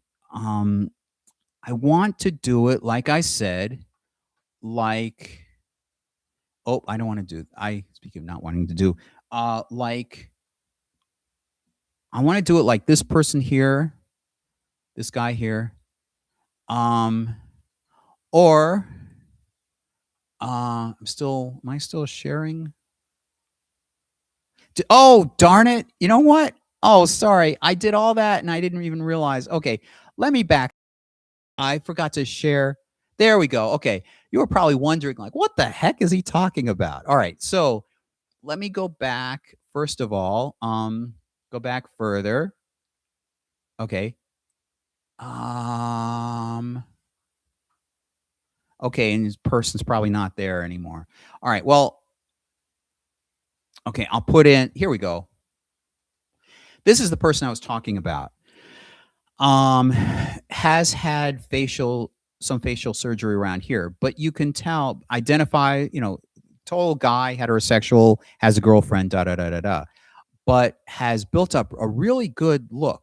Um, that's what I'm going for. See right here. That's what I'm going for, like a more authentic female look. And same way as here, as he, well, of course, dressed here as she, but this person, it's authentic for a nightclub here, authentic for the venue. Um, so I don't want to disparage women in any way. I want to show, that takes a lot of effort. Female, biological females, excuse the expression, but actual women go through to become singers and dancers and so forth, go through quite a bit. And I know I have to get into shape myself. I want to go to a swimming pool. I want to, it's a matter of reducing the tummy. And I know I'm not alone. I know women go through the same thing. I'm sure there's, going back to that mermaid song I was talking about, there are parts about us that we kind of wish were not there or different or something. So I'm showing, why am I showing this? Basically to show various, and they're not all drag, bizarre, laugh out loud drag performers. That's why I use the term female impersonator rather than drag queen. Lauren Bacall, he's dressed up like Lauren Bacall. Judy Garland later, obviously not as a child in Wizard of Oz. Um, is that not Peg? I can't remember who. These are all female impersonators of other, real people. So I'm blanking on what this is, an impersonation. He's doing an impersonation of. Here, let me just let this play for a little bit until he sits down, gets the microphone. Geraldo goes chat, chat, chat, chat, chat, of course, blah, blah, blah. Nice earrings, by the way. There, I'm waiting for that Chiron. Come on. Show that Chiron. The it's I'm not it's going to take forever. Blah blah blah. All right, let me just go through the commercial. Here we go. All right. So here's the Marilyn Monroe impersonator, Christopher Peterson. And then, oh my gosh, the what I would call the coup de grace. Wait a minute. No, coming up. Right around here. Here's my opinion, the coup de grace. I definitely need to get into better shape in order to pull this off, something like this off. So there we go. You can take a little wild guess as to who this person is impersonating. But look at that. There's obviously body shaping, padding there somewhere. There's obviously tucking. And as as I shared in an earlier video, this person is a Spanish speaker. And I'm not playing the music, but they're playing, he's lip syncing to the song Vogue. So he's lip syncing. It'd be like if for those English speakers out there, it'd be like if you were choreographing your dance moves to the lyrics of a Spanish song and you knew a little bit of Spanish.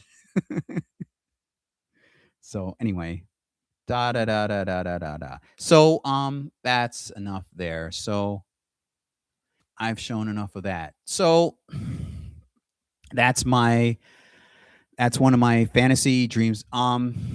Projects may never get off the ground. But let me not forget one other thing to share. My website, vvproductions.media. There. Okay. Now this is the golden castle. No, I'm kidding. No, and I better switch here to make sure that this is showing up, or you'll have another one of those.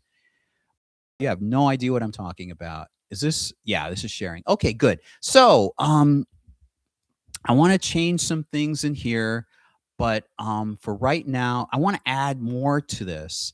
But this is my website. It's powered by Fourth Wall. You may see down there. And Fourth Wall is a website that is basically a web store. You can create your own website and add in items, just as I have, right? You can see the prices down here. And as I say, all the proceeds go back into my channel, making sure, first of all, that my Verizon bill is paid up. I'm concerned. I still haven't been able to pay my full Verizon bill. I'm still looking for work. I don't want to get political, but I did find Friday or so. I did find. Wow! I went to. Let me see. You won't know which party I'm talking about. Well, you can probably guess if you've been watching. You might guess even from this video. You might guess, but um, I went to a one of the larger political party websites and thought, because I wanted to send my idea for a party platform, some party platform ideas. I wanted, as I said before, I wanted to get into the national spotlight. I was fascinated by uh, the 20th century presidents on both sides, Republican and Democrat, and the whole landscape, the whole political landscape is so different. But I don't think I don't think hmm, I'm going to give away that much. I don't think I'm going to become that politically divisive if I say I want to emphasize we need good leadership. Number one, we need um, certain values. We need education. We need to recognize the value of people being able to support themselves, a living wage. And I don't want to get into the living wage, high, minimum wage, and so forth. I just mean we need some kind of recognition in our policy establishment. We need to establish a society in and maintain a society in which this is kind. I want to do another. I want to see how far I can go without becoming politically divisive. There, if I've been looking for comments before, oh boy, I'll get popular now. Um, um, read into that what you will. Um, no, but some kind of recognition that we, a family that can support itself economically. We need skilled people. We need some kind of optimism. We need to embrace the American worker. We need to embrace the American worker. We need to embrace having a lifestyle that American citizens can be able to support themselves and don't have to have like three jobs or something, or two and a half jobs or something, to support what used to be just one job, a basic suitable family. Let me see, education, um, like a supporting wage, a supporting lifestyle, basically financial lifestyle. Um, Recognize honesty in our leaders, and so forth. I'll go on with that later, maybe in another video. But I was very fascinated by politics in the 1992 presidential campaign. I was still in high school, being naive and so forth. And I came up with an inaugural speech. And believe it or not, I wrote a newer version of an inaugural speech. I think I told you in my earlier in this video that I wrote. I did. I said I wrote inaugural speech, and I formalized like a list of agenda, and I started writing what these bills should contain in them and so forth. Um, I don't have the resources right now to be able to go into politics, and I don't even know. Huh. I'll give you a little preview. The White House Communications Office comes up, they say randomly with names. Um, they come up with randomly with Secret Service code names, and I'd like mine to be Sketchpad. That would mean, chances are, if I have a wife, her name would have her Secret Service code name would start with an S because they all follow the same letter. They all begin with the same letter of the alphabet. To show off a little bit, the first one was Truman. His was General, and then Providence was Eisenhower, and then and he also had another one. It's Providence and Green Pasture or something. I can't remember. It was like Providence and like Effervescent or something. I can't remember what his other one was.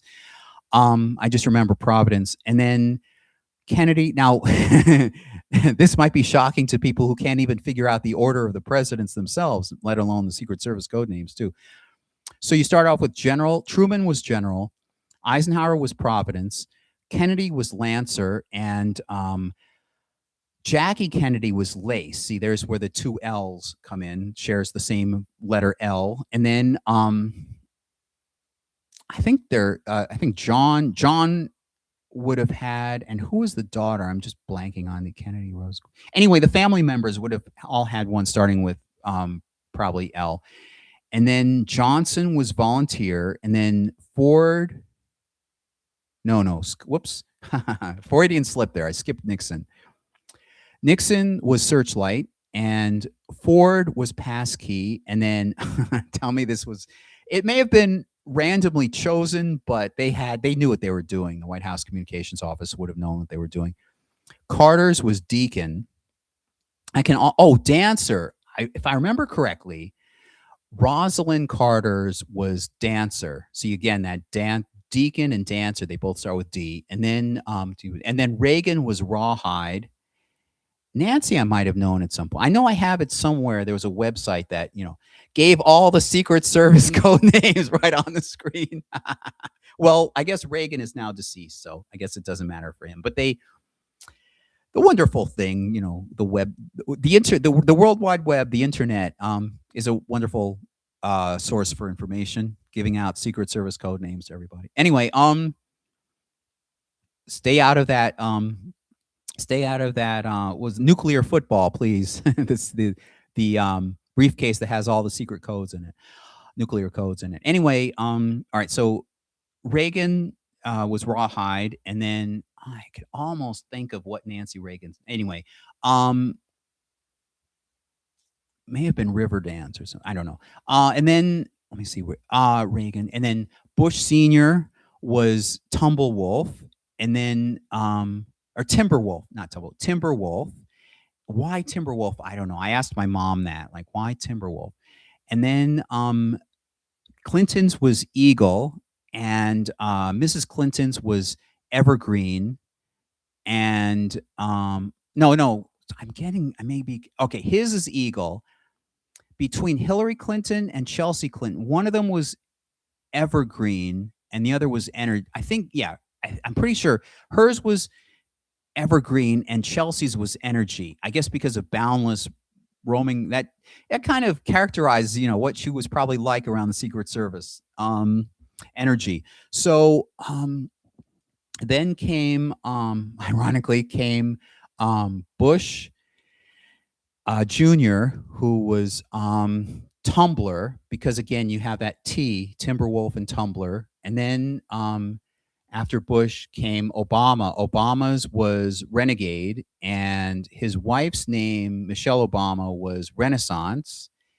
And like blanking on his daughters. He had two daughters, and blanking on their Secret Service code name, if I ever knew them. I know hers was Renaissance.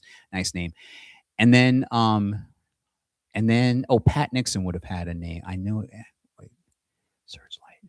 Anyway, Obama, and then uh, um, Trump is mogul, and then Biden, I believe, was Denali, if I remember. Oh no, no, not Denali. No, no, that I think that was there was a female vice presidential candidate.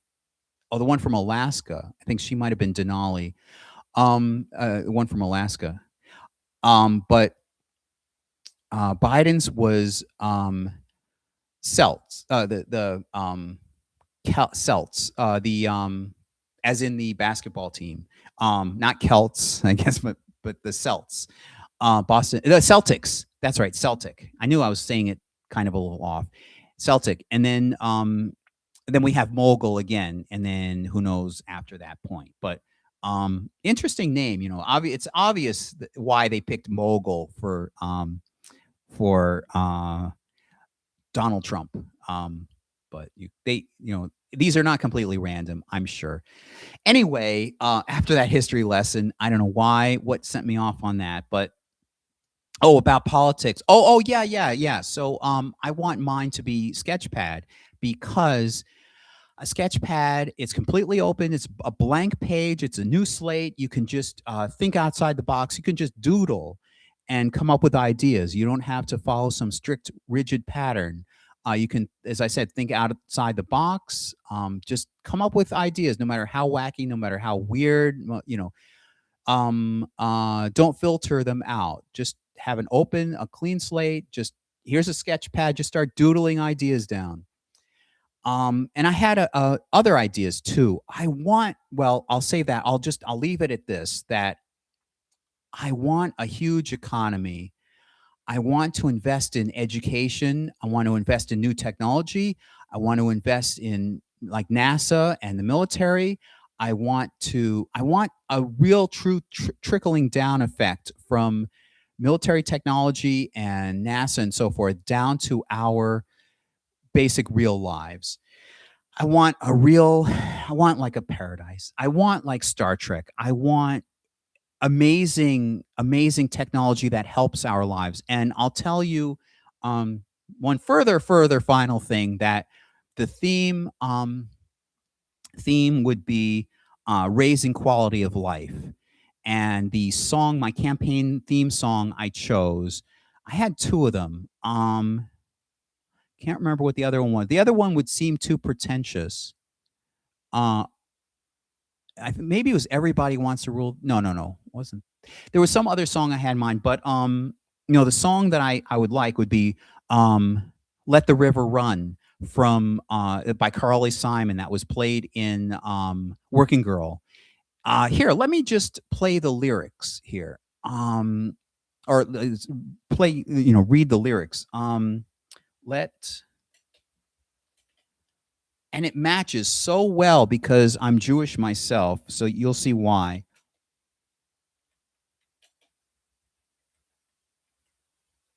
Okay, good. All right. Nice. Okay. Um Here, I'm going to switch over to this other. Yeah, right here. Will this show? Yes. Um Let the river run, let all the dreamers wake the nation. Come the new Jerusalem. There's where, me being Jewish nicely fits in.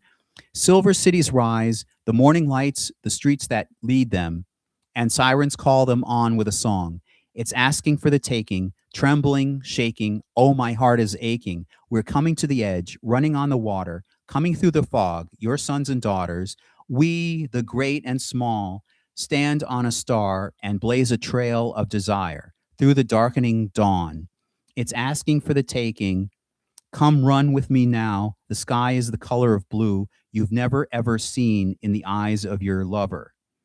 Oh, my heart is aching. We're coming to the, and then it runs through again. It's asking for the taking, so forth. So I want wake the nation. Oh, let the river run. Let all the dreamers wake the nation. Come the new Jerusalem. I want that to be my campaign theme song. So, and now you understand why. Let me stop share a moment there. Okay. Um, Raise quality of life would be my campaign. Like Clinton had, it's healthcare, education, da da da, and the environment and the economy. It's the economy, stupid. During his campaign, with some kind of slogan. Mine would be raise quality of life through technology, through education, through whatever. Raise quality of life. So I've been talking for almost 2.5 hours. I think it's about ready to end the stream. Sadly, nobody went into the chat apparently, but maybe maybe I'll go and find that there were a lot of people watching. It's just not showing up in here. Maybe there's some technological glitch, because I've been through this stream before where it would say zero zero people and then zero thumbs up, and then I'd go and sit down, shut the stream down, end the stream, and then go sit down, and it's like 50 people. Oh my gosh, 50 people had seen it, and then some thumbs up. And I'm really thankful for those who are supporting me, who are watching me, even for a little bit. Share this existence of this YouTube channel. I talk about here. I'll go to the YouTube channel so I can kind of be a mirror, like look back upon myself. Okay, here's my channel. Actually, here's my thing there. I'm gonna go to my actual channel. Hopefully, I'm not giving away too much information. She's attractive, by the way. So is he. View my channel. All right. So, videos. Oh no. I actually wanted home. That's it. There's my nice logo, which you'd see on those T-shirts that you can see on vvproductions.com. You can get it .media, vvproductions.media. So this has changed a little bit, but this is the layout of the kind of material I want to cover. And I've done some videos. I've talked a little bit about this, how movies work. I want to guide you through part by part, stage by stage, on how to write a movie, how to write a screenplay and TV script, and paranormal blind spot. I talk about UFOs, and then the second season I plan to talk about other supernatural things. But it's very different. It's coming up with alternative, some would say mundane explanations, but like kind of perhaps more reasonable explanations for famous UFO cases, and overall portray the evolution of the UFO phenomenon. And then, of course, there's my Samantha Bahar project, developing myself as a singer in all different forms, all different aspects of it. And the Torah Decoded, this would be a documentary in league with a book that I want to write. I want to go back to Syracuse University for my graduate degree. I want to go for a film degree at my alma mater, SI Newhouse School, so I can get a graduate degree. And then amidst that, I want to get some required prerequisites. Sounds redundant. Some prerequisite courses for a PhD at Cornell. Whether I can get in, I don't know. That's where my mom got her undergraduate degree. But she was a PhD, and it's more than just getting reaching the level of education that my mom got. It's also the fact that I'm smart. People have told. Oh, I forgot about that. Oh, sorry. Oh my gosh, it's jumbled a little bit out of order. So never fear. Later on, around 2019, which would be like 30 years after high school, 30 years after like middle school and so forth, people were telling me how smart I am, and I never knew this. First of all, I never knew that they thought that I was smart. Where were you when I felt so outcast or ostracized? Where were you? I guess we're just younger at that age, maybe not as brave and so forth. If you believe in reincarnation, I don't necessarily believe in reincarnation, but it may be that our minds, our souls develop through each incarnation. Maybe some of us are more advanced than others in terms of comfortability and so forth. Who knows? Maybe it's just a matter of how comfortable we are with other people and how each one of us progresses in his or her own way through life. But anyway, I don't see myself as smart, and I don't really think there's necessarily people who are just smart and not smart. Um, I think, coming from my point of view, what does it take to be smart? It seems, from my experience, it takes effort, it takes enthusiasm, and effort to be able to do it, enthusiasm to want to be able to absorb and get knowledge, and some kind of creative mindset, fun, creative. There's somebody, Dr. Richard. He came up with this is also what happens when you read a lot. You start forgetting some certain thing from Dr. Richard something. He came up with internal. You know what? I'm going to look this up now. He came up with the concept of internal family systems. INFS. Of course, it pops up a whole bunch of things. Richard. I don't want to give away wrong information. IFS Schwartz, Dr. Richard Schwartz came up with because I put an N in there. Internal family systems. Dr. Richard Schwartz came up with this model that there are different smaller parts around a home part, which would encompass your true self.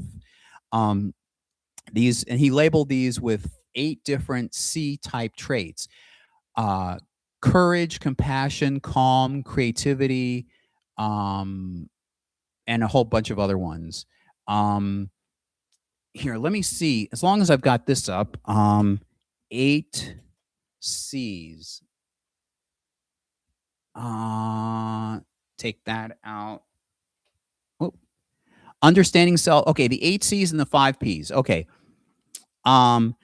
Okay, here we go. Curiosity, compassion, calm, clarity, courage, confidence, and creativity. And of course, this stupid thing pops up wanting me to create an account to look at the website. But anyway, the 5 P's in IFS therapy: presence, being present and aware of what's happening inside us and without getting overwhelmed; perspective, seeing things from a bigger view; patience, being okay with taking things slow and not rushing our healing journey; persistence, keep going even when things get tough because we know it's worth it. It's convenient when they have 8 P's or 5 P's and 8 C's like that. Convenient to remember. And P for playfulness, approaching life with a lighthearted attitude and finding joy in exploring ourselves. So I think that's what I think he really hit it. I think he's onto something. That's what I personally see in the Force that you see in Star Wars, particularly in the way it's described in The Empire Strikes Back and Return of the Jedi, like the original trilogy. I haven't delved so much. I've seen the movies. I haven't really delved so much into the prequel trilogy, but that's going off into a tangent. But that's akin to the Force that is within all of us in the Star Wars. Sorry, yeah, I didn't mean to insult anybody. In the Star Wars trilogy, this feeling of calm. You'll. How will I know the good side from the bad? You'll know when you're at calm and at peace. It'll come to you. Just let your mind meditate, or clear your mind, clarity and compassion and so forth. I've talked about that before. The comparison between that and this IFS thing with the eight C's and the 5 P's. I think he's really onto something. So I think that's really what smartness actually is. How do you measure intelligence?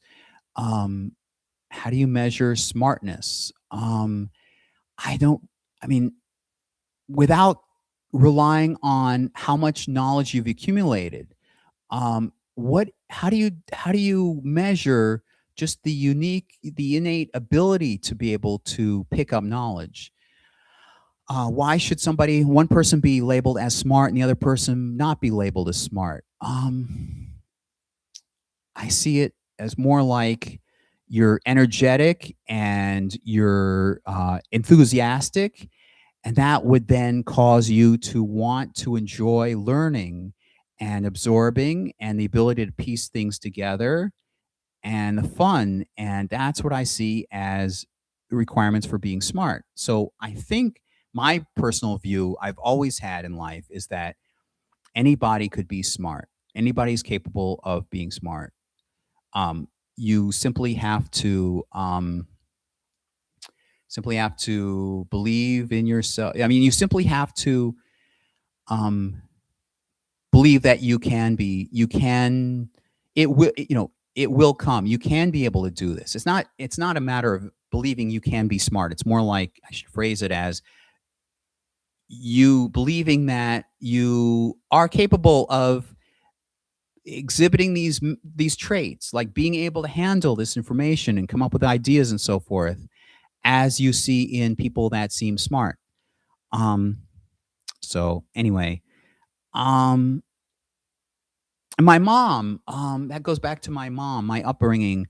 I was an only child. I was never labeled as smart. My mom never, well, no, that's not true. My mom has said in later years that, more like when I'm an adult, that I'm smart and so forth. But growing up, I don't think she really said anything about it. More rather, she encouraged my interests and let them flourish. And people should let their interests flourish and not abandon these things. Like in that, my interpretation of that Cyndi Lauper song. Um, so anyway, it's about 2.5 hours. I think I should end the stream now. Remember, go to vvproductions.media. Please support, buy something, tell your friends, spread news of this channel. I want to build this up into something more. I learned now how to do the chat. Nobody chatted with me, darn it. But anyway, um, I'll talk with you next time. Bye.